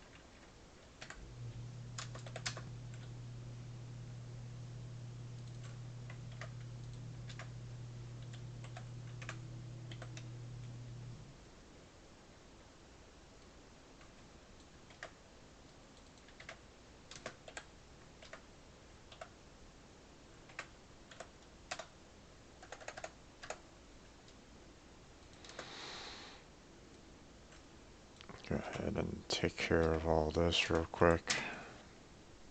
I mean, I could be completely messing up again, so, um, you know, I'm just trying to figure out the best course of action here, so. All the examples that I've been seeing so far have been kind of leaving me around in circles, and I'm getting nowhere fast. I'm spinning my wheels, and that's not a feeling that I like right at the moment, and that's not what I need. So at least this gives me, you know, some kind of sense of accomplishment, I guess, even though it's in the long run it doesn't really, it probably won't even matter all that much.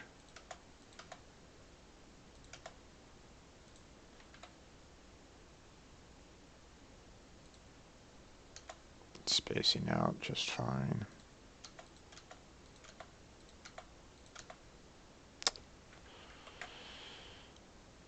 What the? Mm, yeah.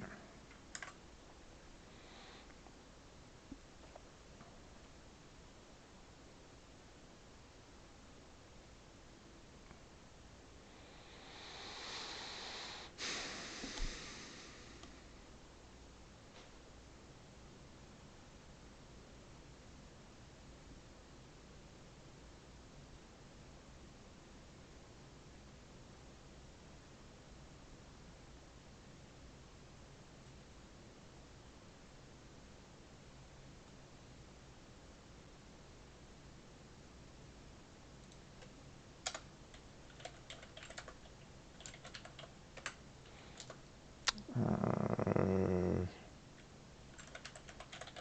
there, yeah.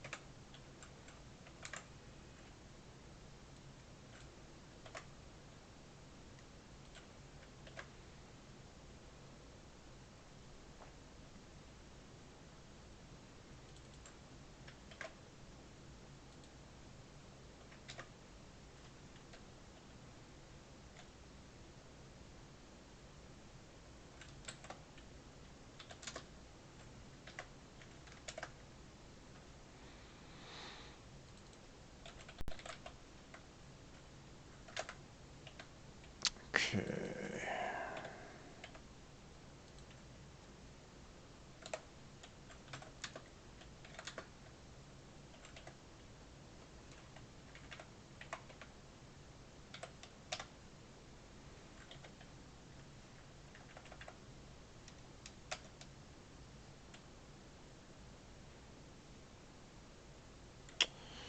Hang on, what am I doing here? I want that one.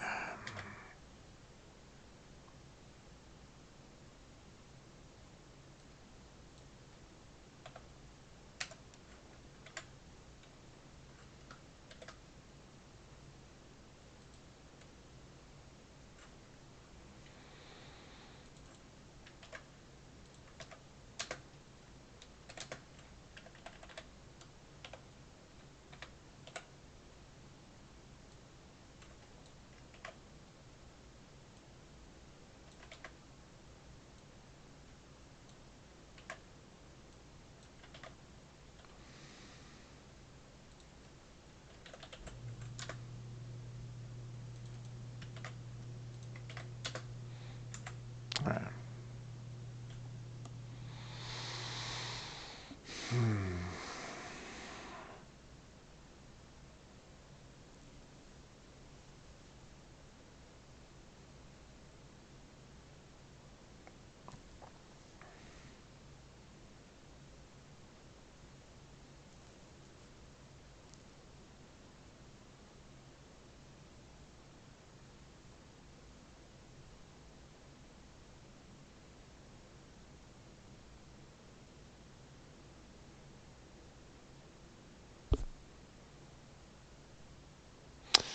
You could probably put some more like testing aspects to this, like if vector value is null, then go ahead and create a new one. Otherwise, um, set variables for the vector3 to these values, you know. So I could do that in here. I'll probably take care of that later. That's set. So, um, so the reason why I'm doing that right at the moment is that I'm looking at this right here, and I'm like going, okay, well, they're having a problem with the fact that um, the board grid, which was intended to be a hash table that just had all the um, values saved in it, all the individual tiles, to kind of allow for um, uh, some additional kind of work to them, allows for the prims and whatnot. Um, I was thinking that I needed to kind of do it as a vector 3 and all that kind of stuff. And I'm like going, okay, well, apparently it doesn't want to do that. So I'm thinking maybe I'll just kind of create a an object that will just kind of um, contain that they're um, contain all the values in it. So let's see, private bool visited, because I know that that's probably going to be coming into play a little bit later. Let's see.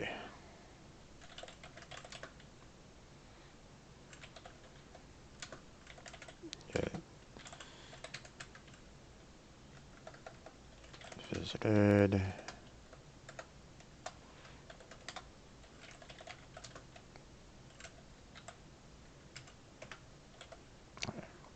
And then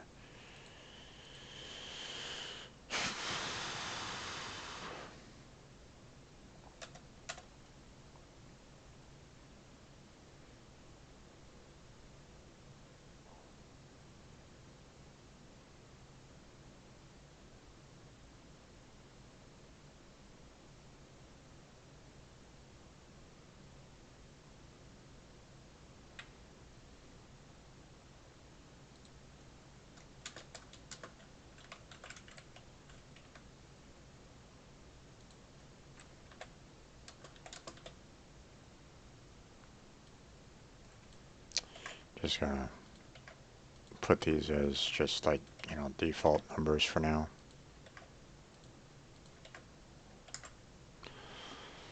Um,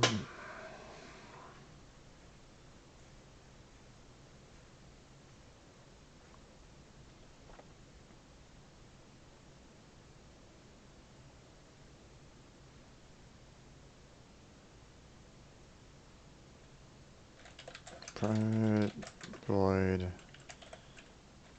set visited.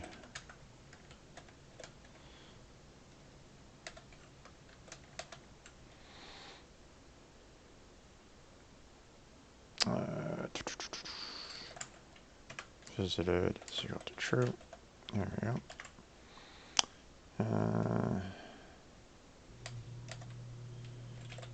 Private void clear visited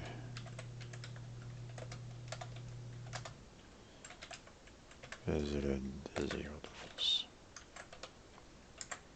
So if I ever need to kind of clear the board as to whether or not the tile is actually visited or not, I can just go clear visited and it will do it. So at least that's the intention for that. Um,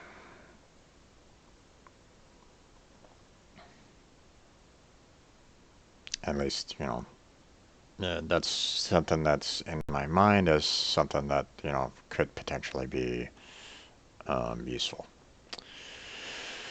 Let's see. I think that's about as much as I can really do. On that.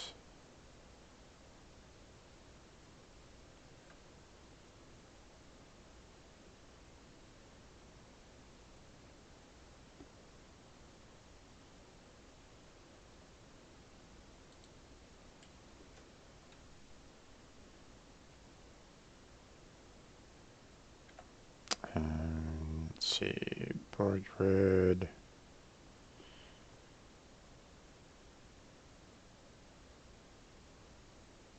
Seeing that this isn't something that can be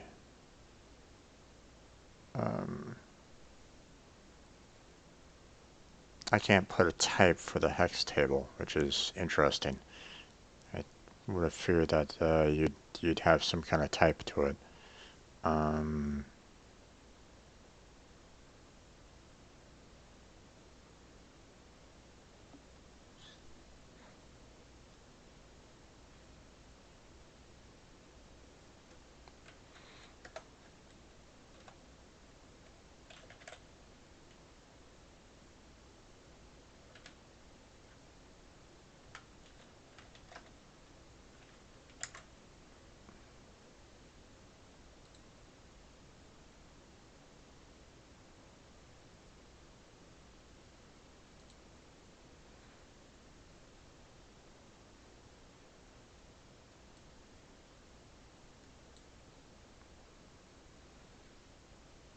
Okay, so what I'm thinking about doing here is doing something like this. Initialize the list. X tile. X. Neos. Neo. X tile.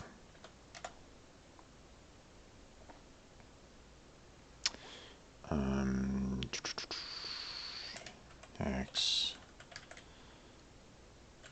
Set rows. X.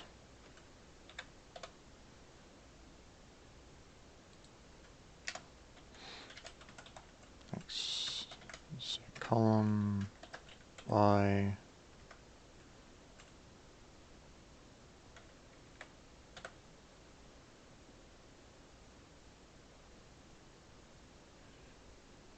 Actually, wait.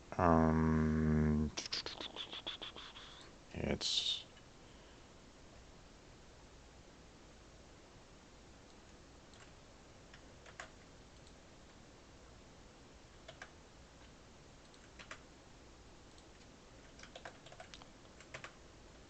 minus Y.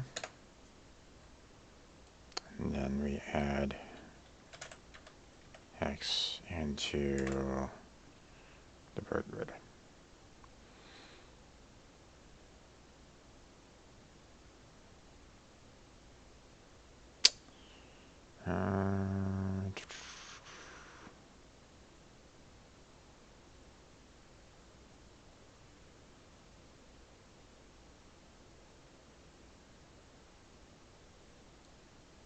Matter of fact, I need that there.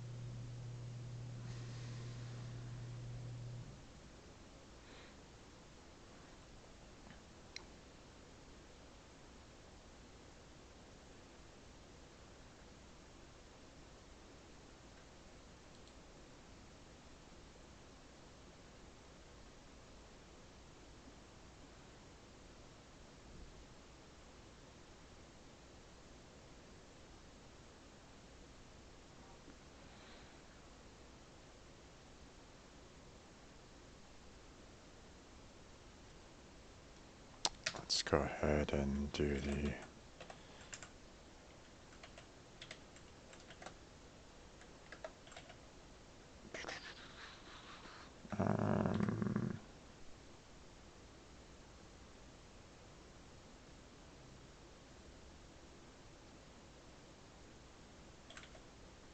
There you go.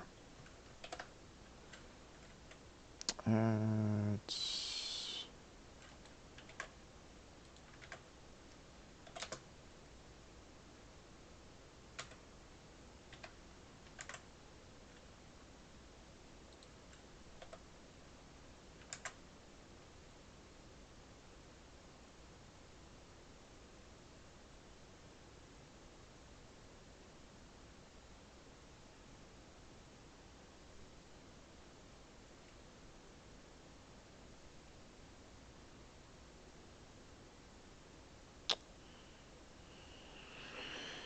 Okay, let's check out.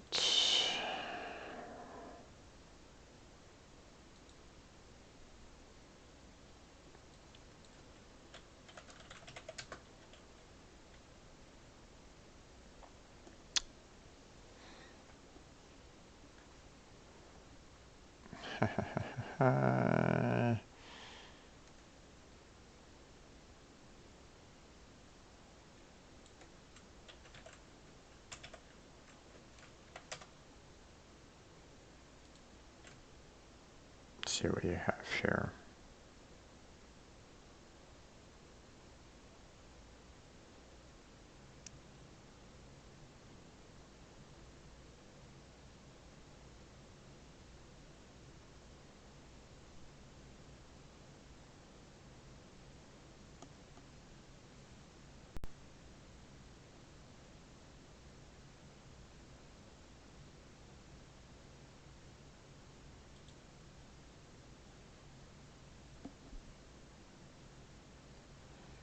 Object and object.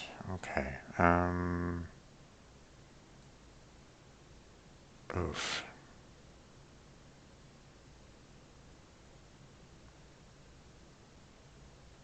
I mean, that matches with what a hash table is all about, but I need to figure out what I can do to handle the key. Um,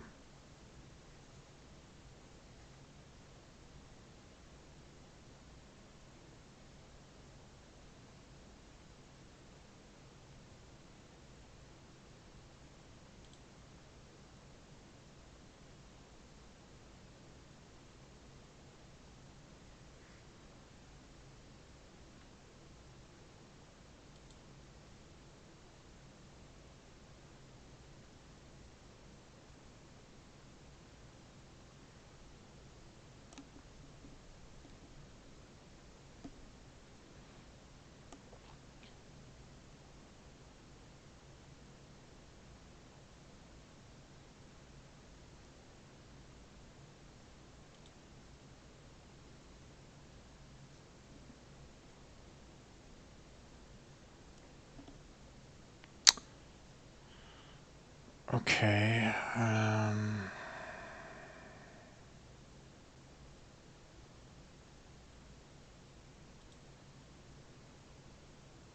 I'm not really seeing any methods here for showing the what the value is. I'm seeing like booleans here, but I'm not seeing any kind of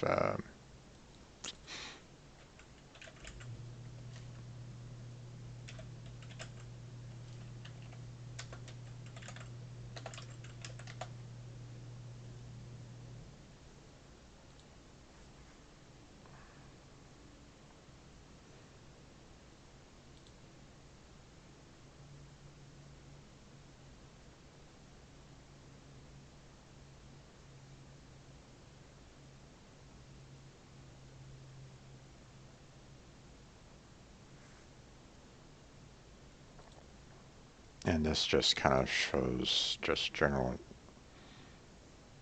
Um,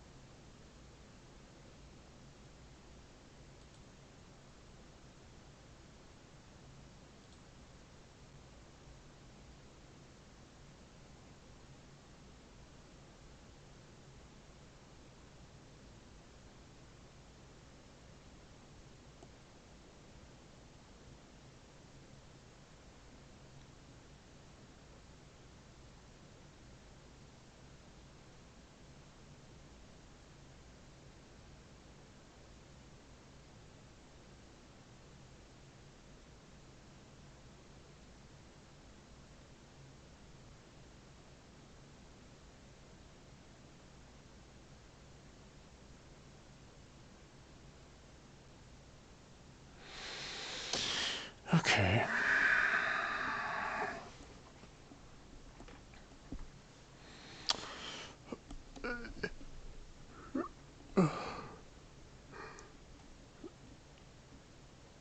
Here's the problem with the keys here is the fact that the key is in a sense the coordinates.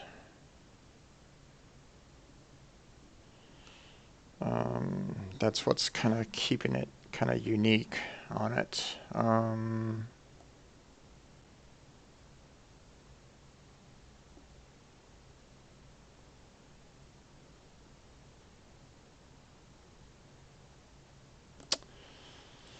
think I know what I can do.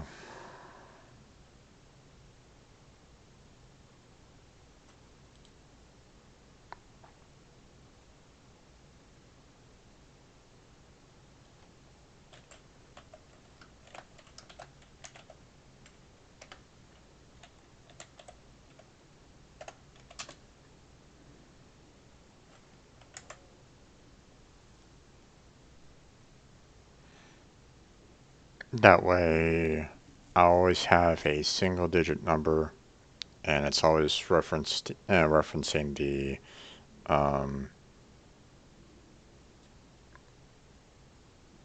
a particular spot on the grid. So, you know, at least that's what I'm kind of thinking. So, um,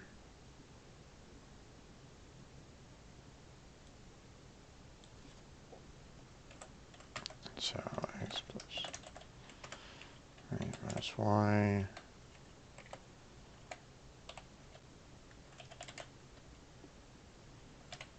8 rows.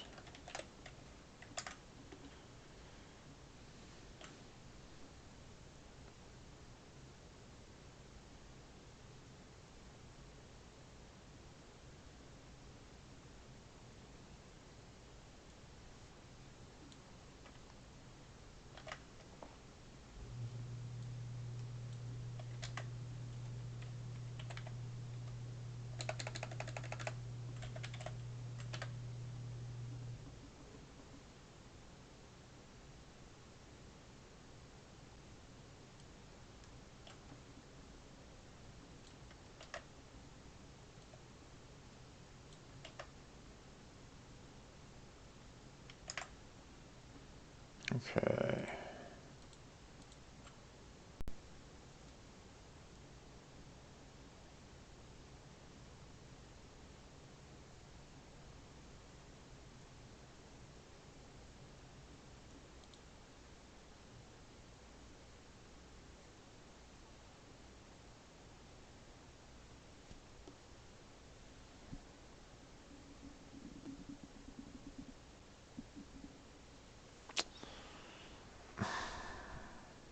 Okay.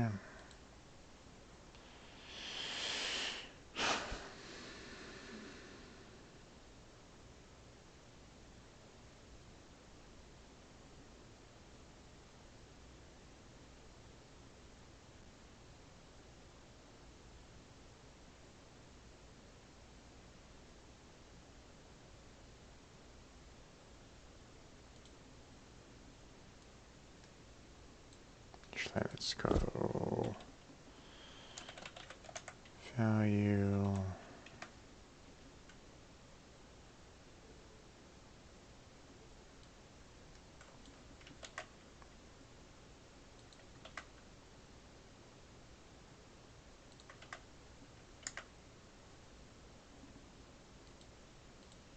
That better?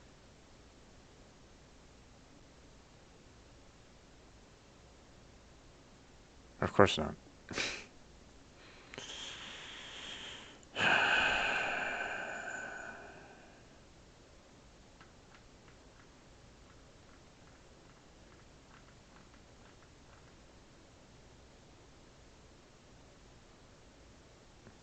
What am I missing here?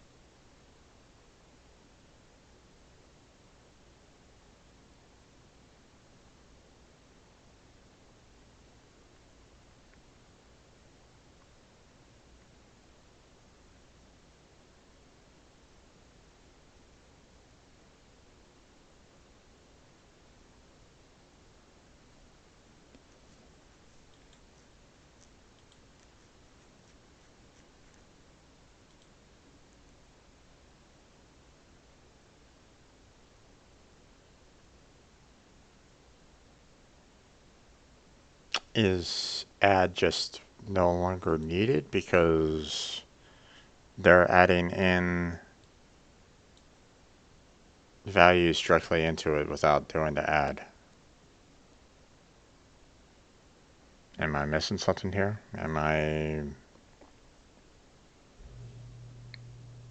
I thought add was kind of necessary in order to put information into a hash table. Is it just kind of ignoring that from now on? It's saying, hey, you can basically put anything that you want into it without any problems because it's a hash table. It will automatically create the space for you, and yeah.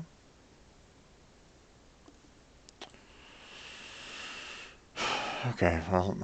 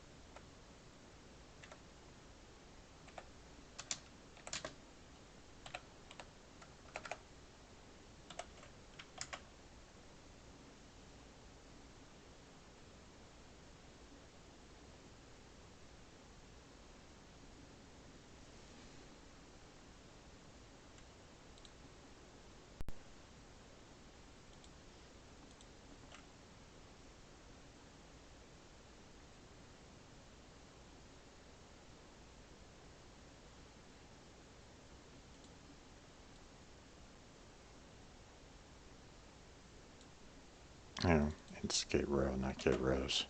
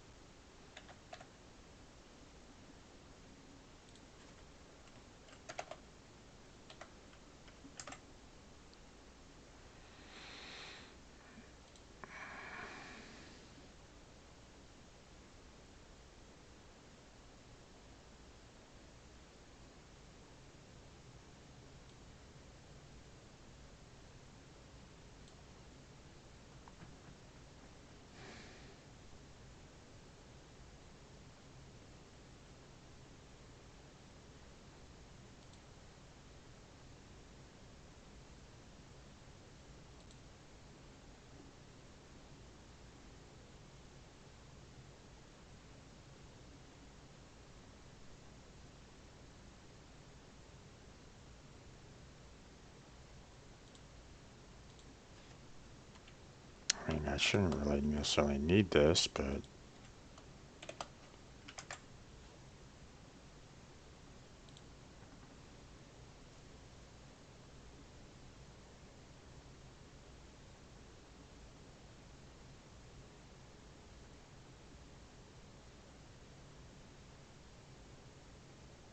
wait, what?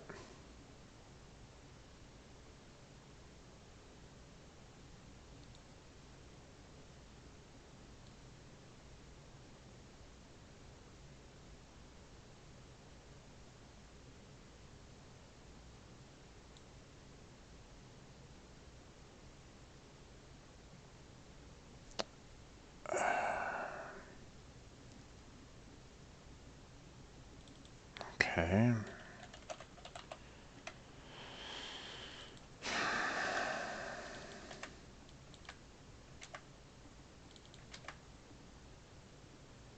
No, wait.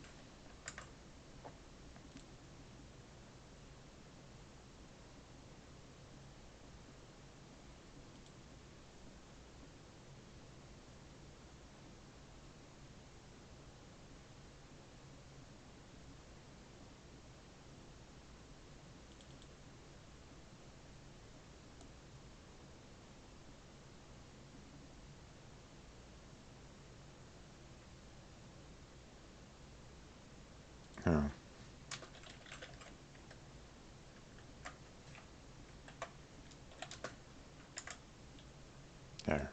You happy?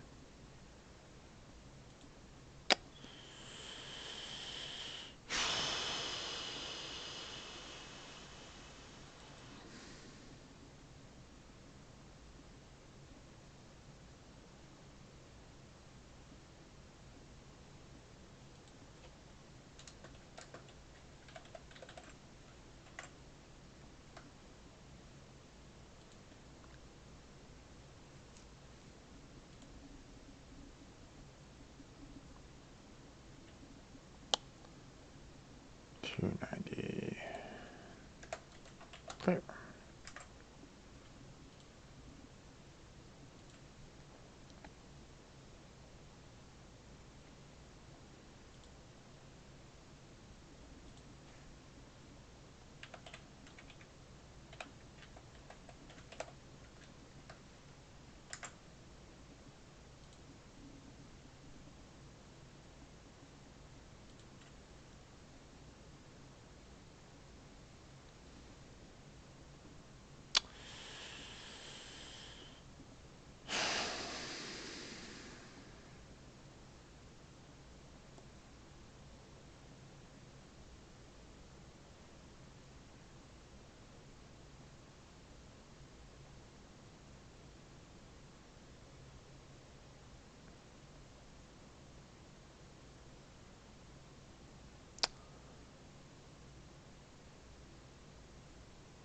Okay.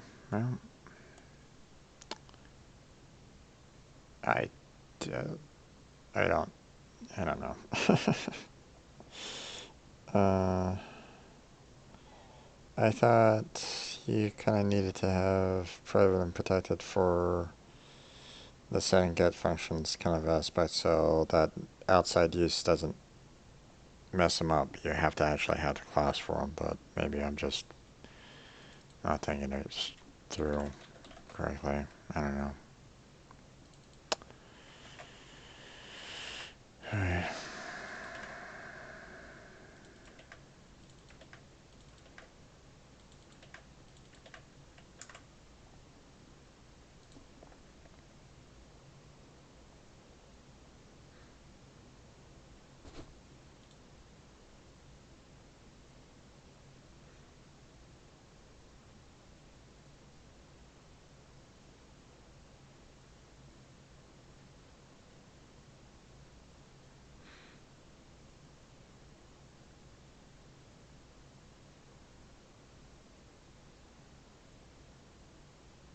Control cannot fall out of switch from default final case.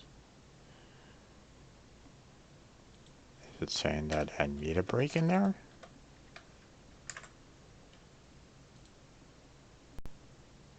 Yeah. Wow. Okay. That's old style doing it.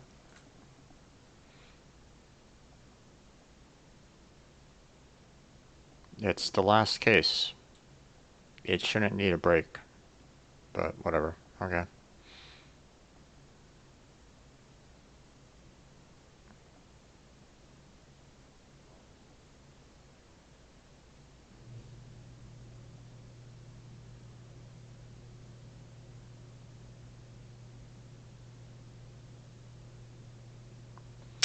All right.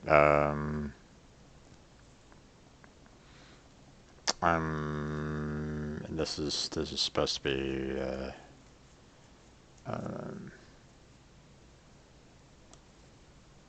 you want to use a math function for that. So um,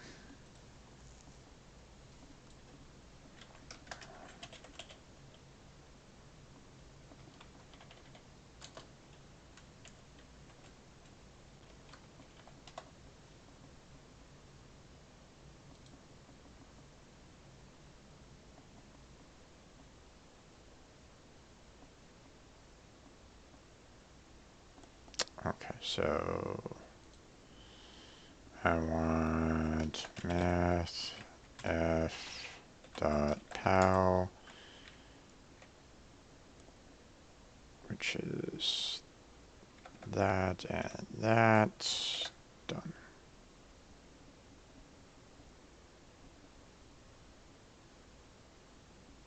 And we have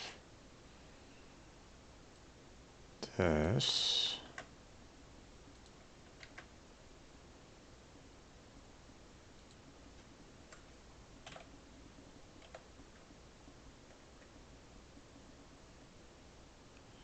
Oh boy, I need to make. I gotta be careful here. Good.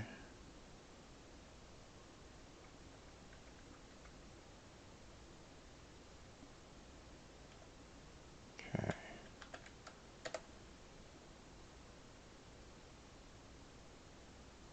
Okay. Power through all of that. And square root, ceiling, return.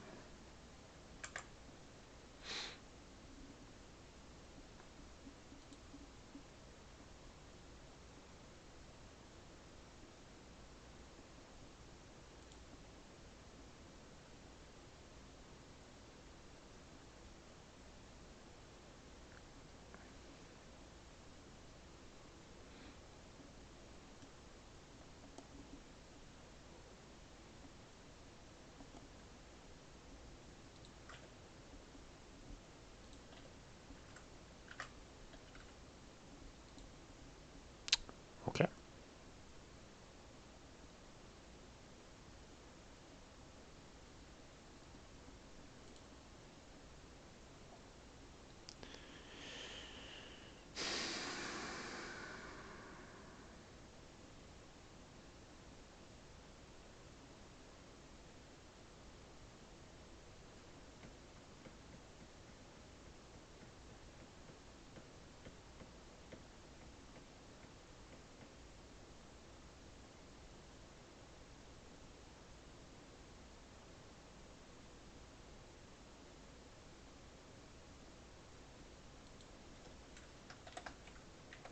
Do I need to multiply by this that value first? No, that's not what it's having a problem with. Or at least not from the looks of it.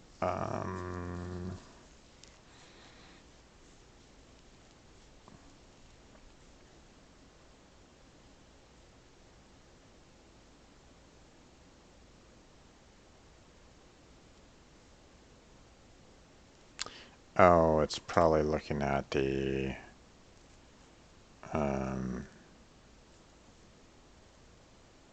probably seeing all this and going, wait a second, hold on.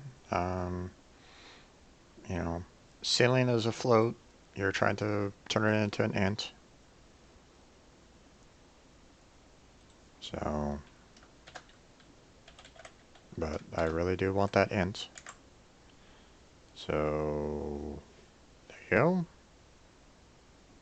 No, okay.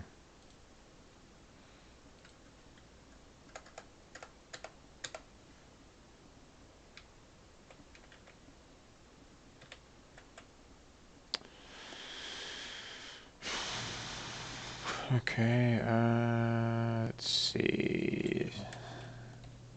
You know what, just go ahead and give me the entire section for math here. Okay,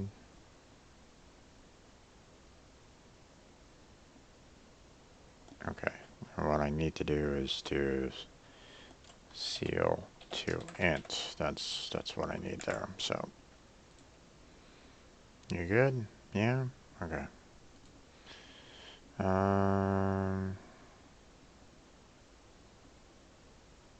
Okay, so the rest of them are just warnings, basically saying, hey, you sign it, but you never use it.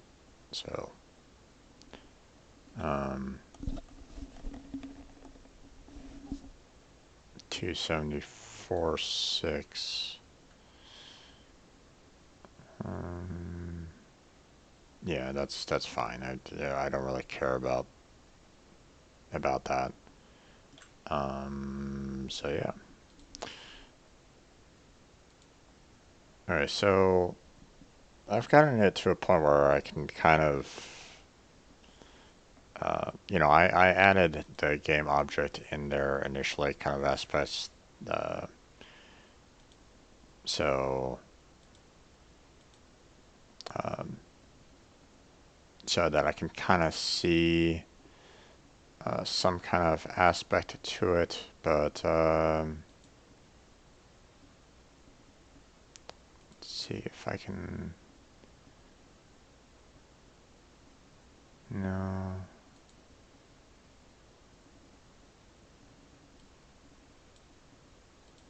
Let's see. Floor tiles.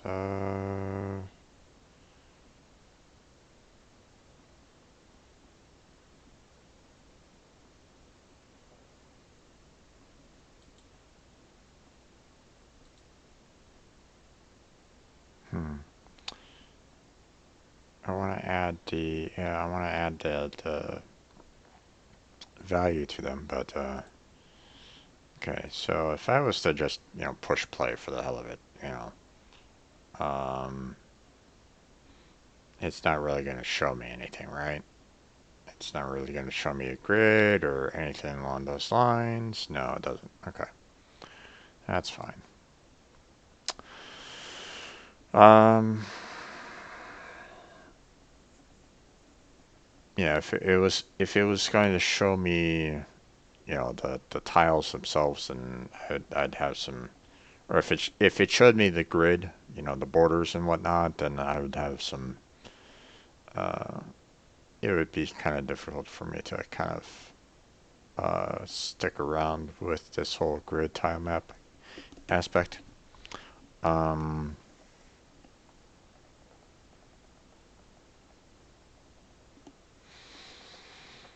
okay, so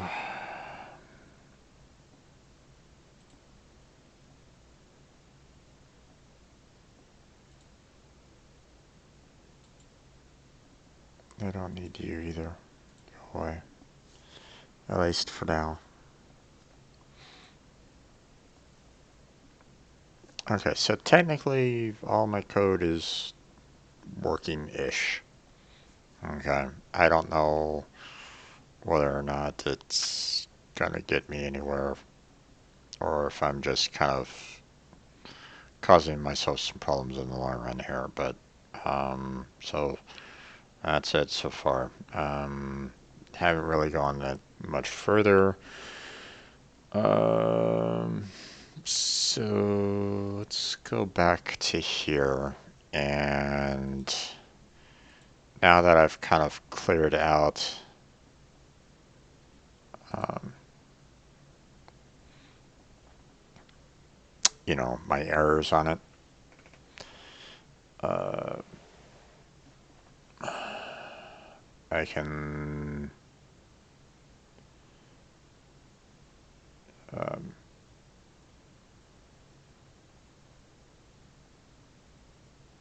I can go ahead and try to use some of these here. So, um,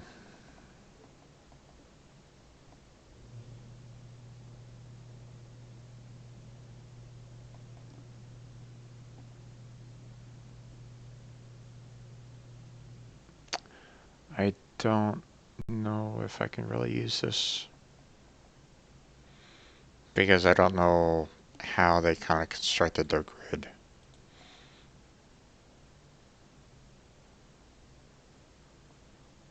Hmm. As it is anyway, their instructions on, you know, how they actually kind of put the grid together in the first place is using a component that they set up prior. Um,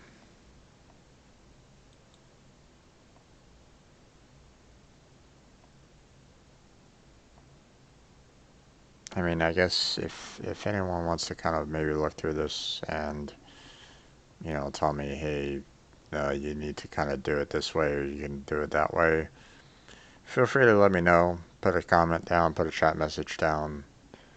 Um, Tell me, hey, Jim, you're being stupid here. You need to kind of do it this way. Um, but it's looking like uh,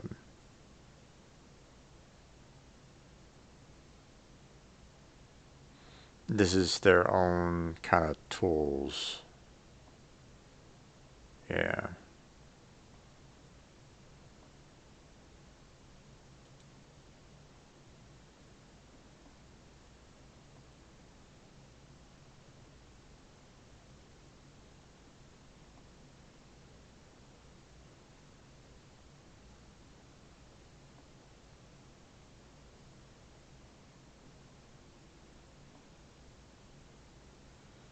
I don't know whether or not I want to try to work with this or not.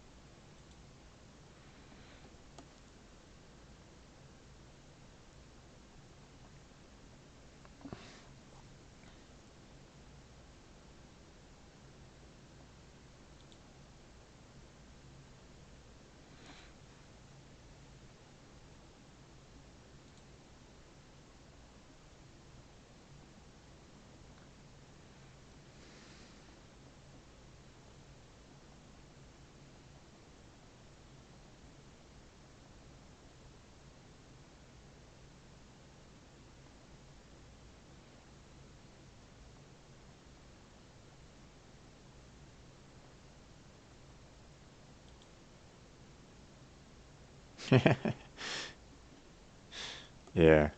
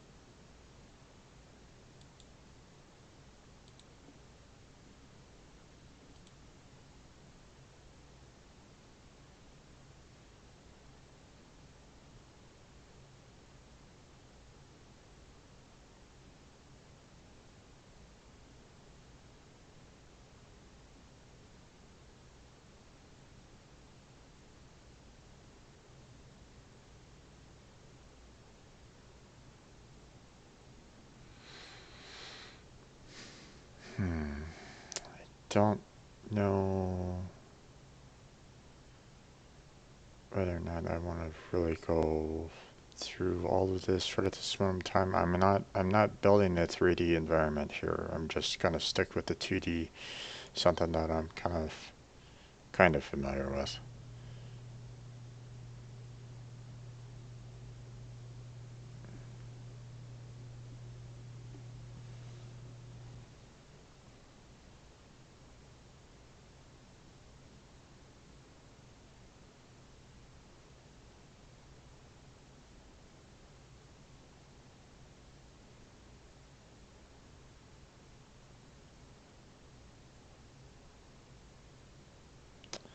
Yeah, I don't really know if I can really use that too much.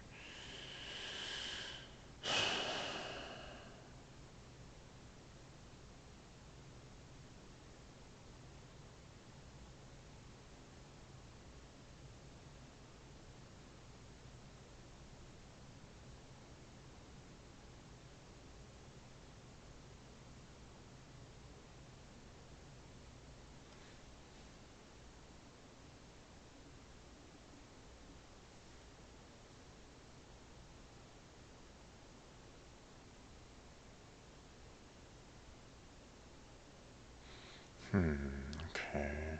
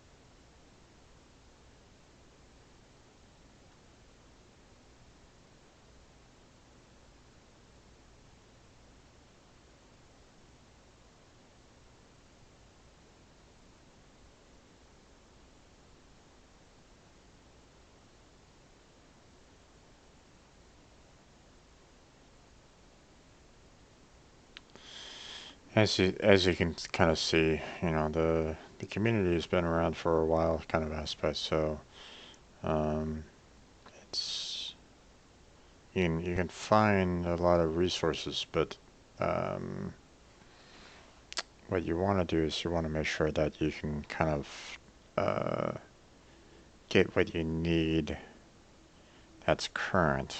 Um, Now, don't get me wrong. Okay, this um,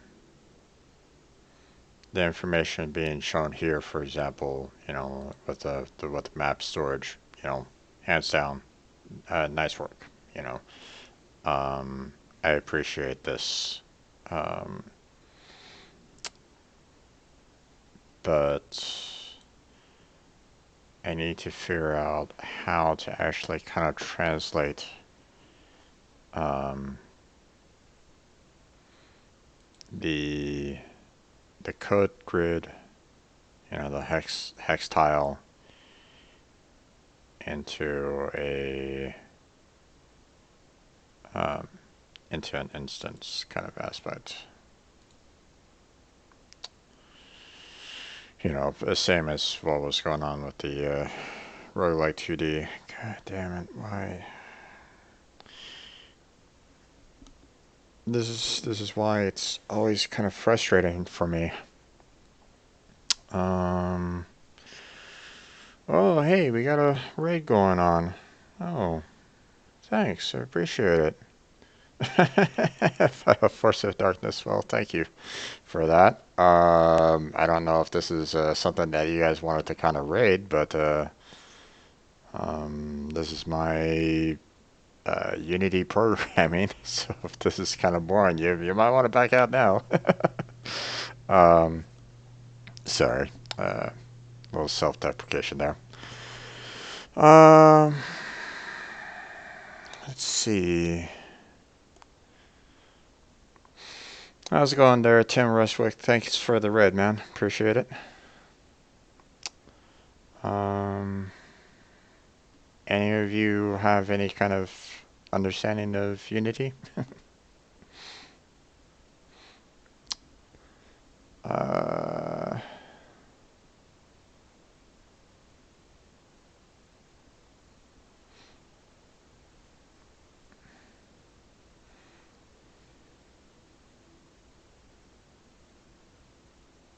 we just came from a dev stream. We're all in. Oh, okay.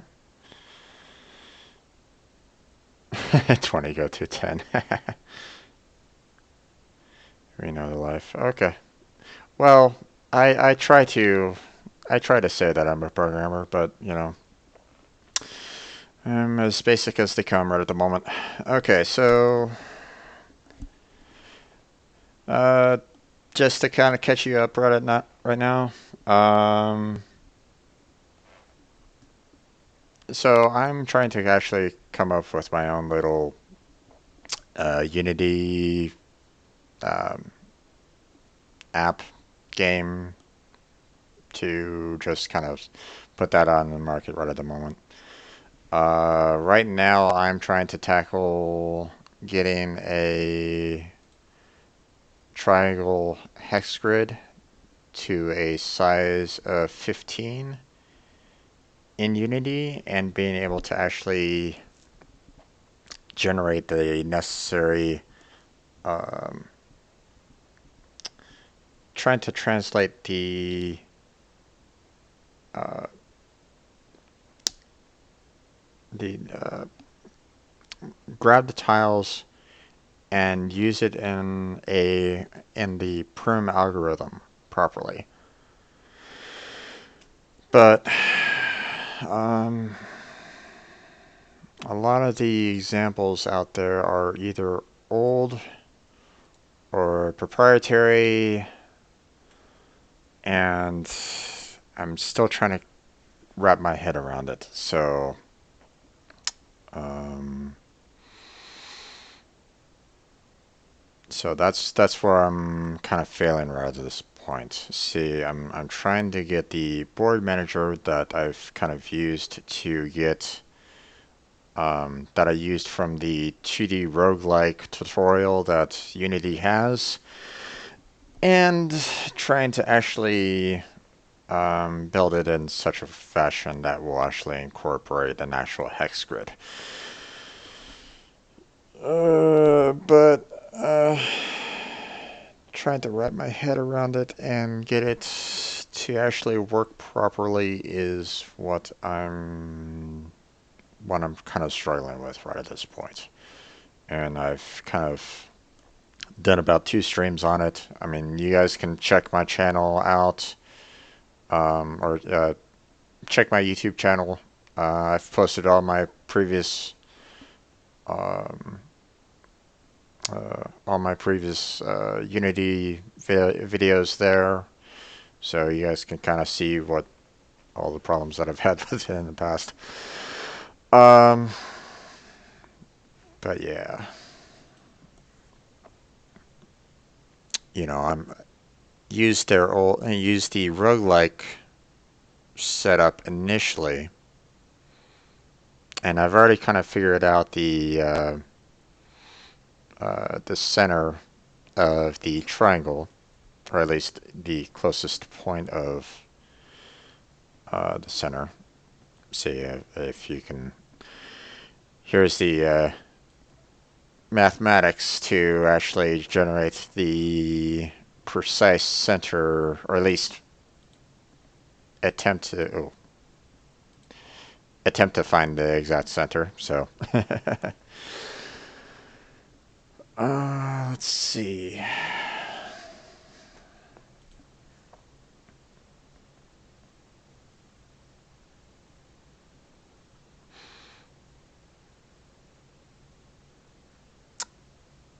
So if any of you have any kind of ideas to,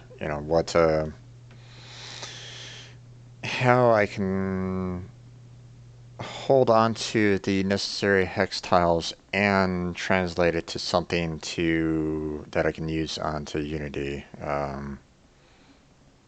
uh, you know, let me know.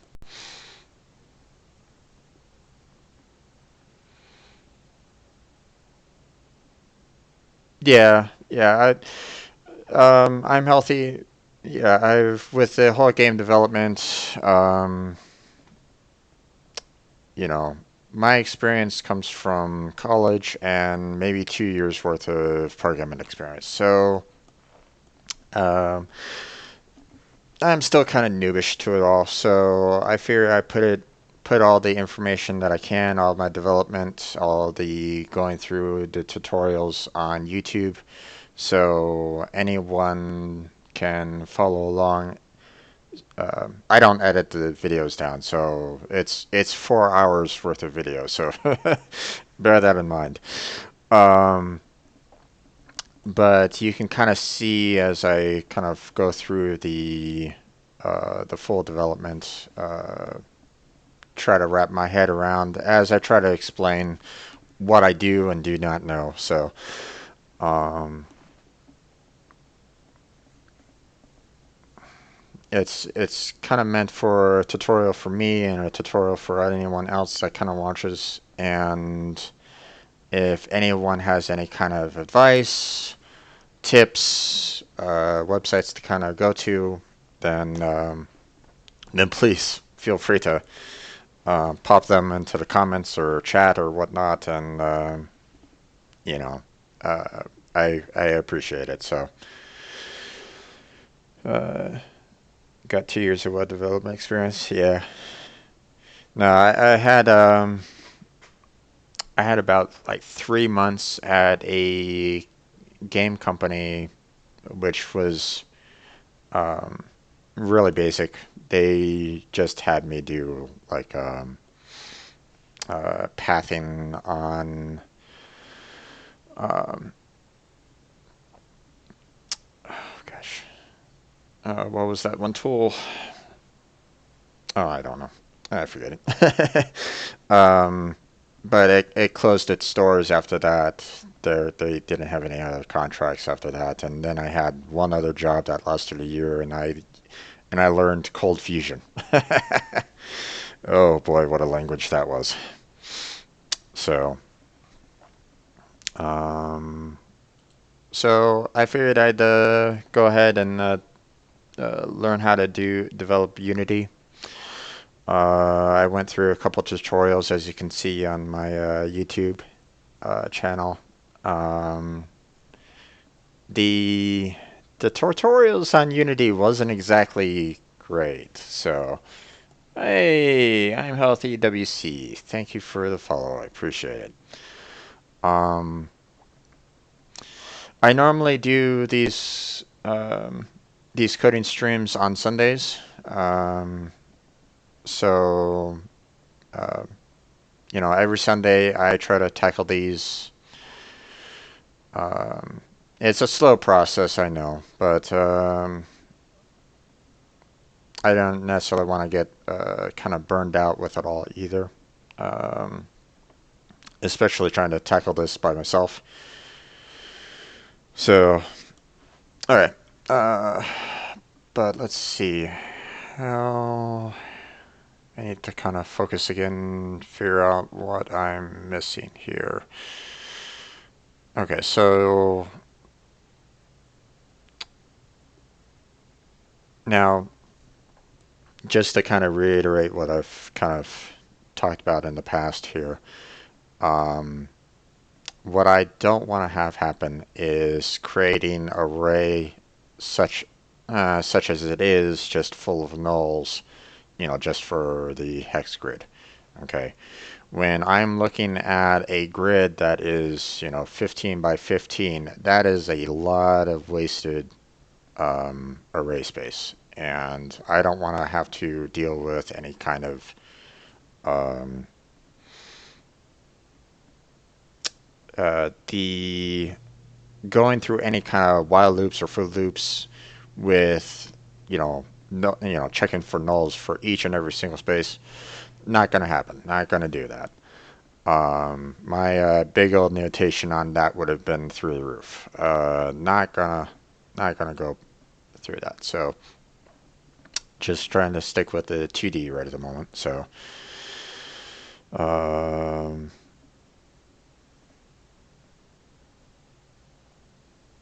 brackies, huh? Okay, I'll check into that. There, I am healthy. Um, I've noticed that they recently added some new tutorials in there. But I figured after going through a couple of the tutorials that they had with Unity, that I would just take what I know and try to work with uh, work with what I got. I mean, there's still plenty of aspects that I still don't really know about. Like, for example, I didn't really know that I could actually create a game object 2D with a hexagon point top or flat top. So now I know, but that's based off of what I've kind of had to develop earlier anyway. So, um, but I'll definitely have to make a note of that. Let's see. Let me actually throw it in here. A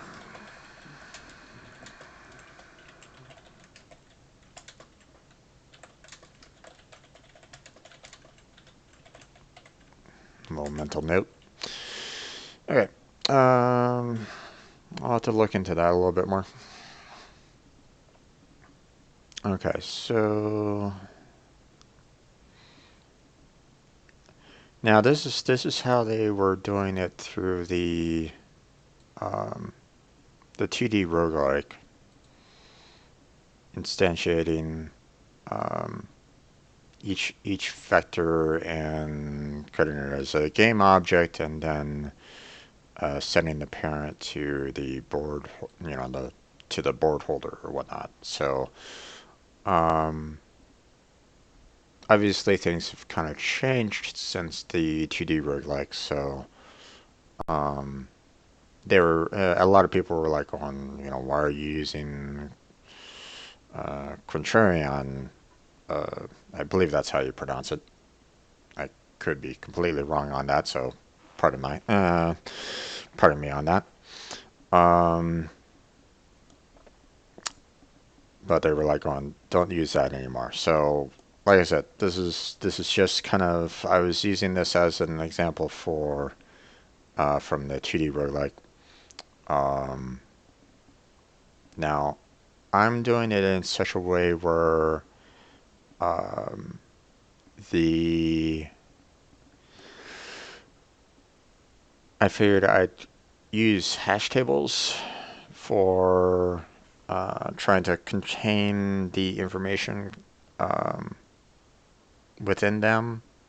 You know, use a key that has the X and Y coordinates um, as a key.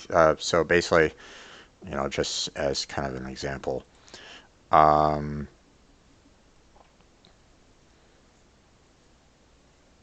oh wait, now that I think about it, that's actually a bad way of going about doing it. I'd have the same key every single. I would have the same key for these. Okay, never mind. I gotta rechange um, my key thought line on this. Um, so, uh, but I figured I'd have a hash table, use a particular object to store the x and y values, um, put a vector 3 into it, and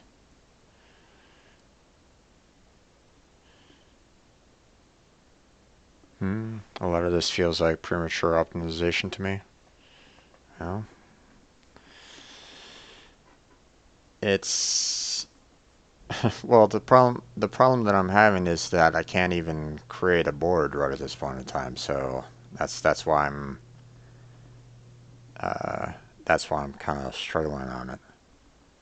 So because um,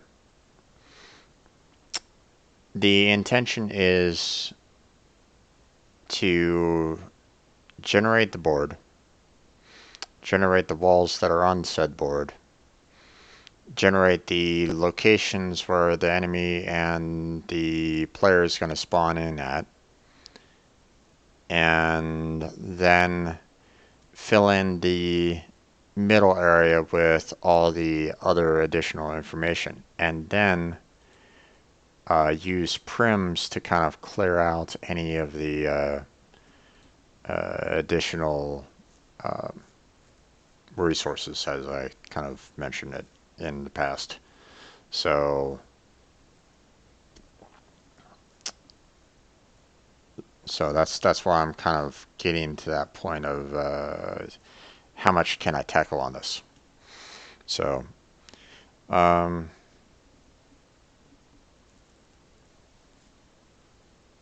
hmm.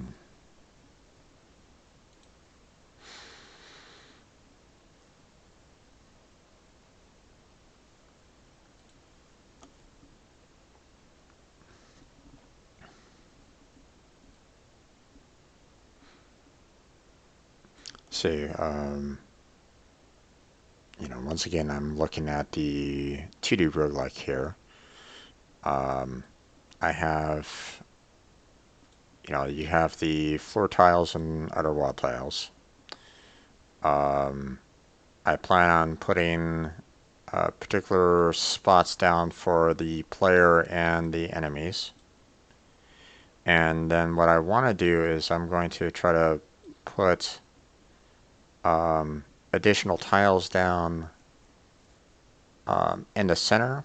Just fill it up, and then use prims to kind of uh, remove these tiles so that you have uh, in a sense, a maze, but there's always going to be a path between these, four locations, you might say. So, just trying to figure out um, how to go about doing that,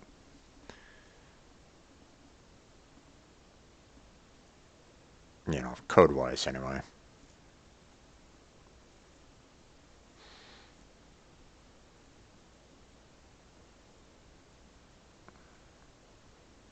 because the 2D roguelite just did not incorporate enough to handle everything that I was kind of aiming for on this.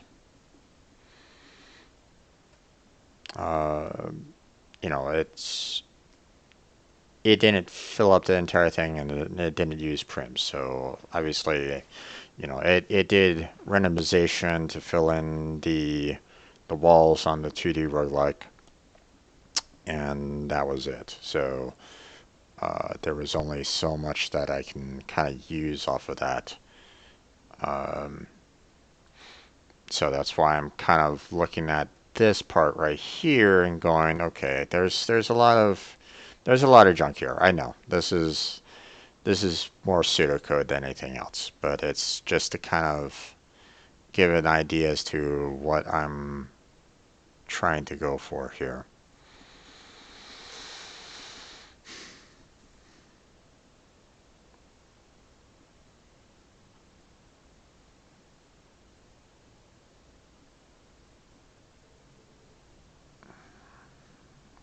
So, yeah, okay.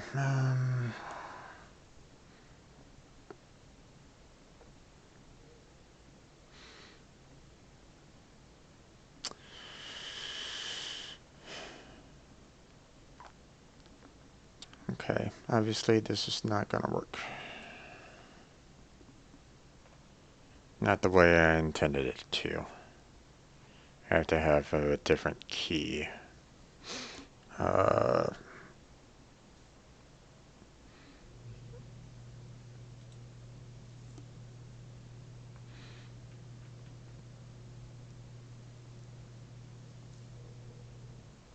I guess I could probably just do. Um, I guess I could probably just do like the just count out how many tiles there are and be done with it. You know, just have a incrementing integer and just leave that as the key. Um,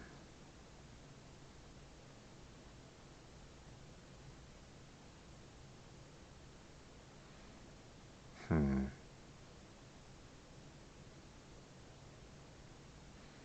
Doesn't really make much sense though. Um,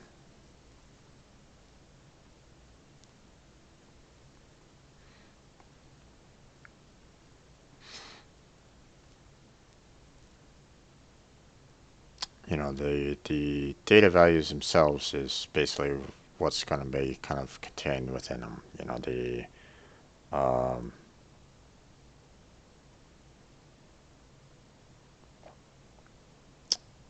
the x and y values, the uh, holding on to the data values that are going to be what's next to the, you know, to have that neighbor uh, process to actually, you know, to tell which one is next to each other. Um, I already have visited set for each one of these so that I can kind of handle prims later. Um, let's see. But what's a good way of actually getting a decent key for each one of these? That's unique, and I might need to reference again. My thought line was, hey, I'll just go ahead and um, just add the values together, but that doesn't work for something like this, for example. So, um, or you know, anything along these lines. You know, anything that's in a uh, column, you might say. So, you know, these generate the same key values if I tried to add them together. So obviously that's not going to work. Um, so I have to figure out something else.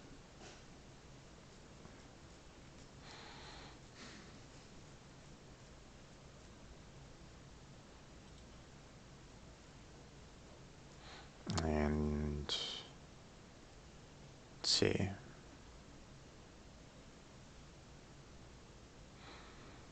Can you actually, I haven't messed around with C Sharp, um,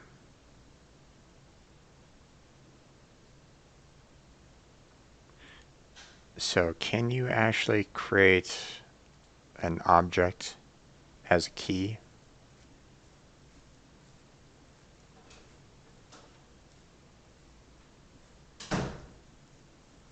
You know, create a different class that just has the X and Y value, and that's enough. That's going to be unique enough.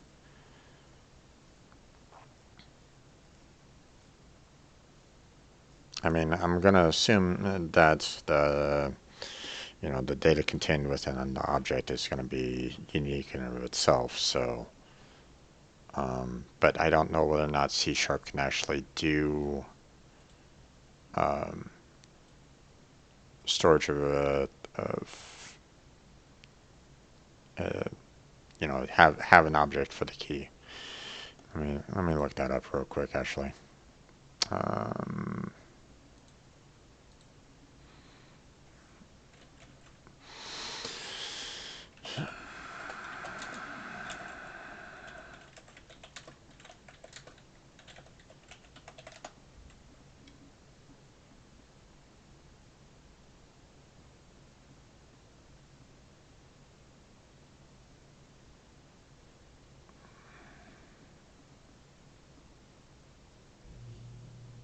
okay, yeah, it looks like I can. Okay, so if that's the case, then I can actually have something that will just hold on to the X and Y values um, of the grid one way or another. There's one way easy way to find out, build it and see if it crashes. Yeah, well, uh, it's a good process to try to avoid as many of errors as you possibly can, but let's face it, uh, not everybody's that great. Um, I remember one time I actually got one program out of all the programs that I've ever written, one program that had no errors to it. You know, first time building it, it worked perfectly fine.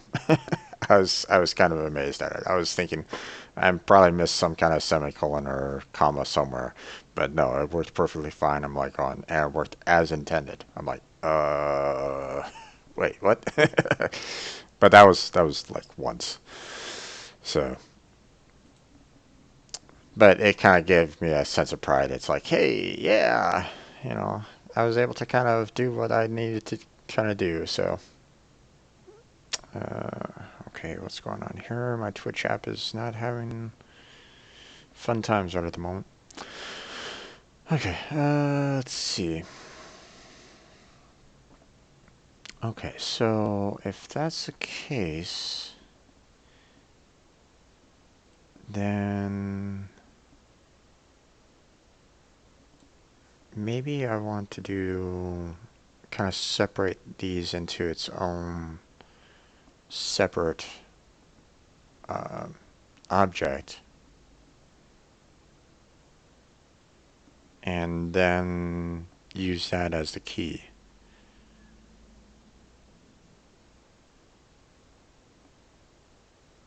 Hmm.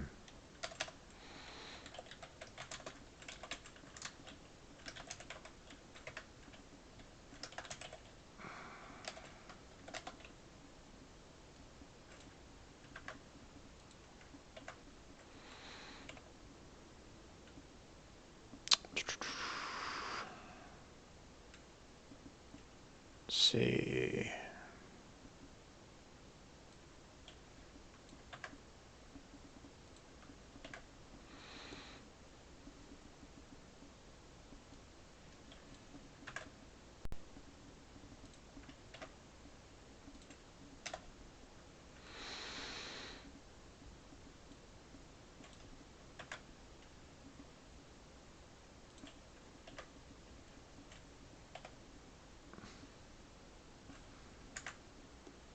maybe do something like that.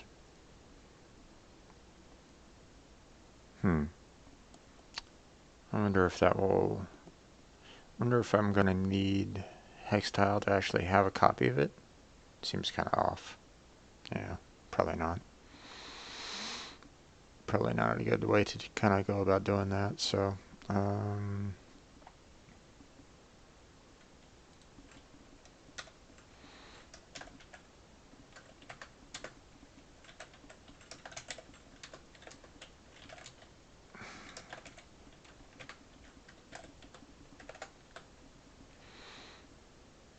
okay, so we want that, we want that.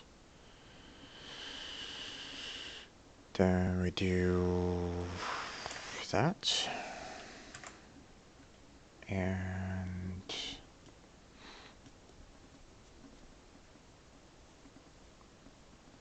that should work. And make sure that there's no other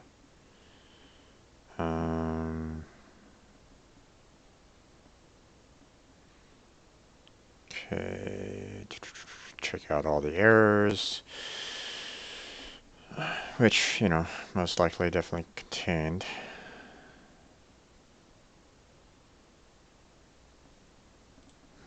Okay. Let's see, we're looking at 265 here. Yeah, it's looking at this here. So,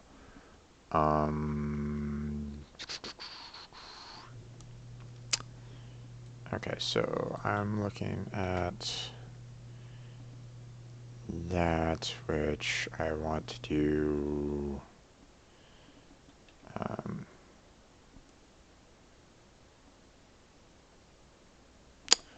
Oh, how do I go about doing that here? Um,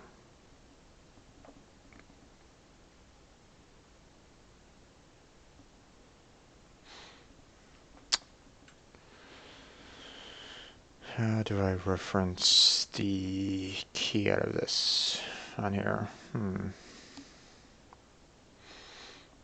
Well, folks, just to kind of give you a heads up, I normally go from 2 to 6 on this, so it's my daily stream time, but I don't code every single day. Most of the week I just play some games to kind of relieve some stress, but Sundays are always supposed to be about the coding. I just got super wrapped up yesterday, so I pushed it off till today. But yeah, let me figure out. Am I doing this? I gotta be careful here because obviously this isn't.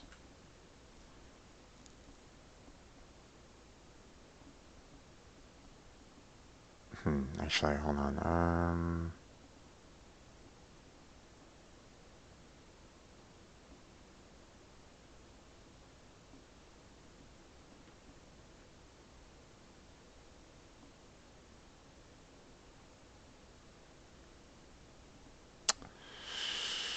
Hmm.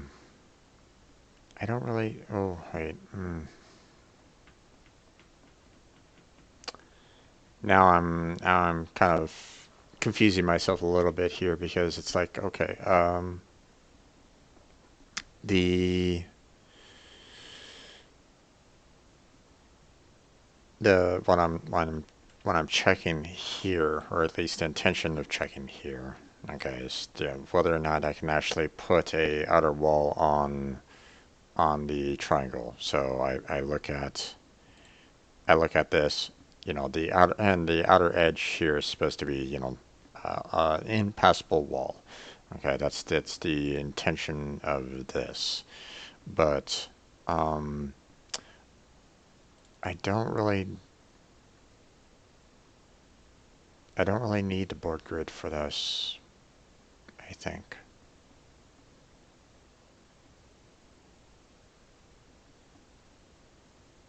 Or maybe I do. Um,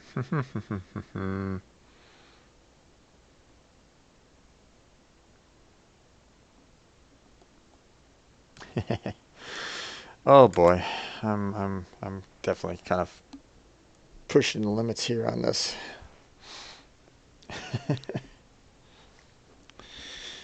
Thank you for kind of sitting with me and enjoying my pain. I'm definitely kind of shooting myself in the foot sometimes, but it's enjoyable pain. So, I mean, uh,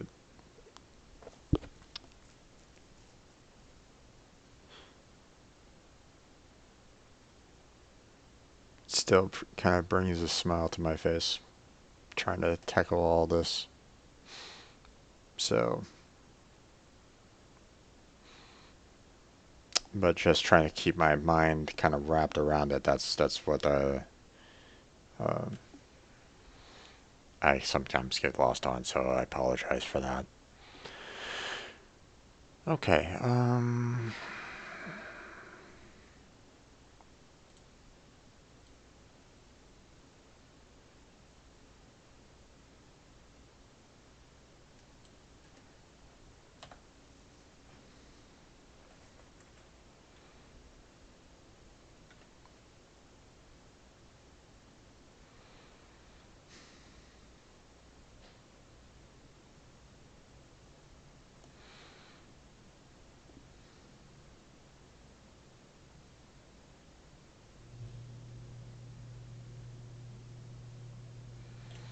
Hmm.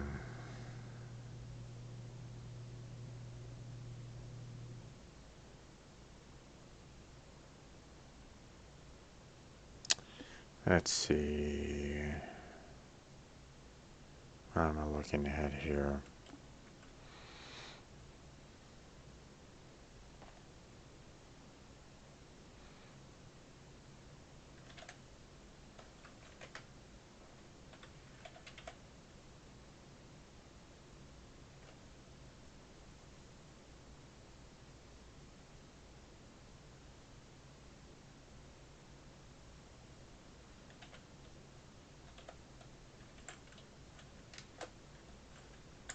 I really do need to change those functions. But that doesn't really make any sense here.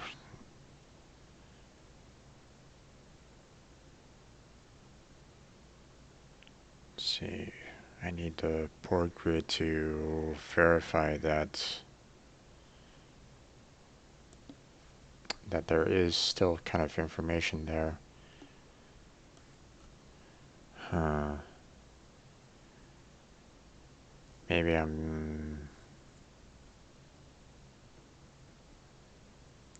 maybe I still need the x and y value in my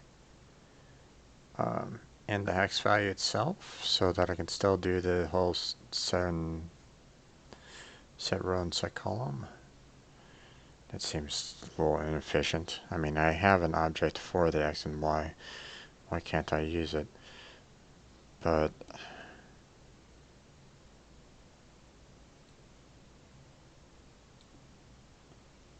this might be a wrong process to go about doing it anyway. I might need to um, switch this to like a for each. Um,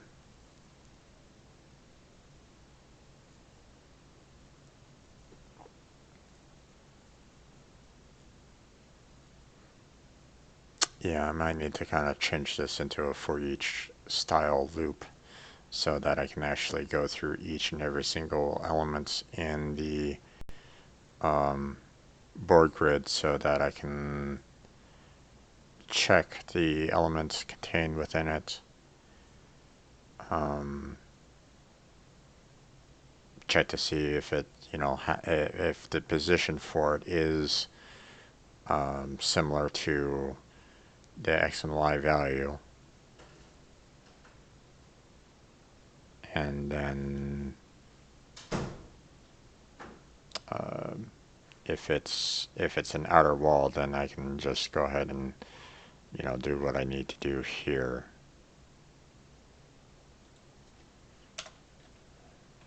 Let me add a note here.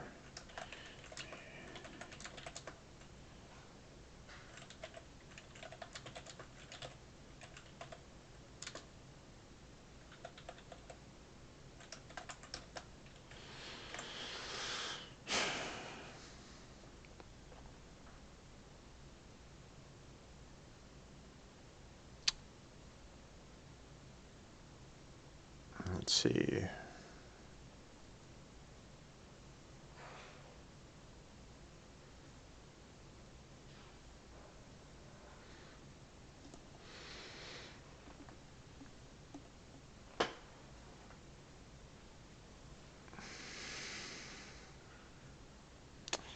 The only problem that I have with it is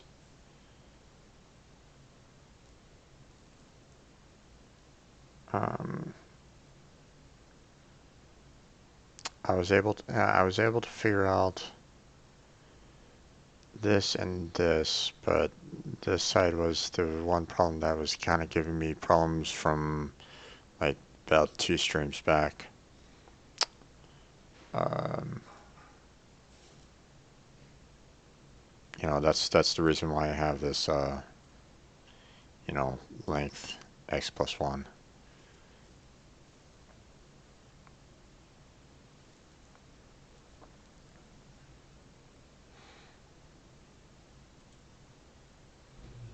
Hmm.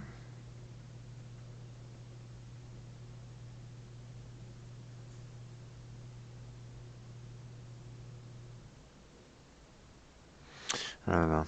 I think I'm frying my mind a little bit there, folks. Trying to kind of figure this out a little bit. I may need to kind of call it quits for now.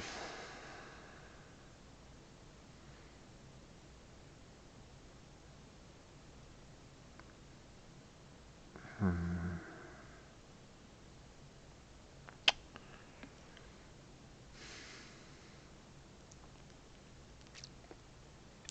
Yeah, I think I'm gonna go ahead and call it quits, guys. So, I mean, it's a little early for my stream, I know. Normally I end by 6 o'clock, but my mind is starting to run rampant a little bit, so I'm gonna have to kind of call it for now. Obviously, I'll come back at it, this upcoming Sunday, with a fresh mind. I'll check out the that YouTube channel, see if I can maybe uh, get some um, more possible information and hints. Um, I'll be posting this by tomorrow on my YouTube channel. It's same as I kind of always do. Every kind of stream that I do, I always post it, directly to my YouTube channel. Um, uh, I always give, status updates on my Twitter account. You can find Twitter, Patreon, and my Discord all on my YouTube channel or down below. But yeah, I think I'm just gonna go ahead and call it. So, thank you for the raid. Thank you for watching along with me. Thank you for this encouraging words. I appreciate it. Feel free to stop on by next Sunday. Um, I appreciate any kind of comments, hints, um, comments saying, "Hey, Jim, you're doing it stupid. You have to do it this way." Um, uh, Believe me, every, you know, I don't shy away from when someone kind of, you know, tells me straight up that I need to kind of change things around. Okay, I don't get offended by that because I know I don't know everything there is to know about coding. Okay, so um, don't think that I'll take too much of offense to it. Okay. Um, you know, I know that there's people that are out there that are smarter than me, but you know, I got through college. I was able to pass my classes with a B average. I kind of, well, I say that I know what to do, but obviously, as you can see, I still struggle. Um, but I mean, it occurs when you're doing a new language and all that. So, uh, but yeah, I'm gonna go ahead and say goodnight there, folks. So, thank you very much for watching. I appreciate it. I do this daily from 2 to 6, so feel free to stop on by. Um, Tomorrow, again, I'm gonna be going through the. Uh, I'm gonna be playing once again Knights of the Old Republic, um, and playing the. I'm gonna go through a Sith campaign on that one, starting it up fresh. So, um, that unfortunately is a Patreon exclusive because I've been getting hit with copyright claims on my YouTube channel. So sorry, folks, those are private. Not much I can really do about that. Um, but so yeah. So there you go, there, folks. So thank you very much for watching. I hope to see you guys next time, and take care of those strangers. Have a good night.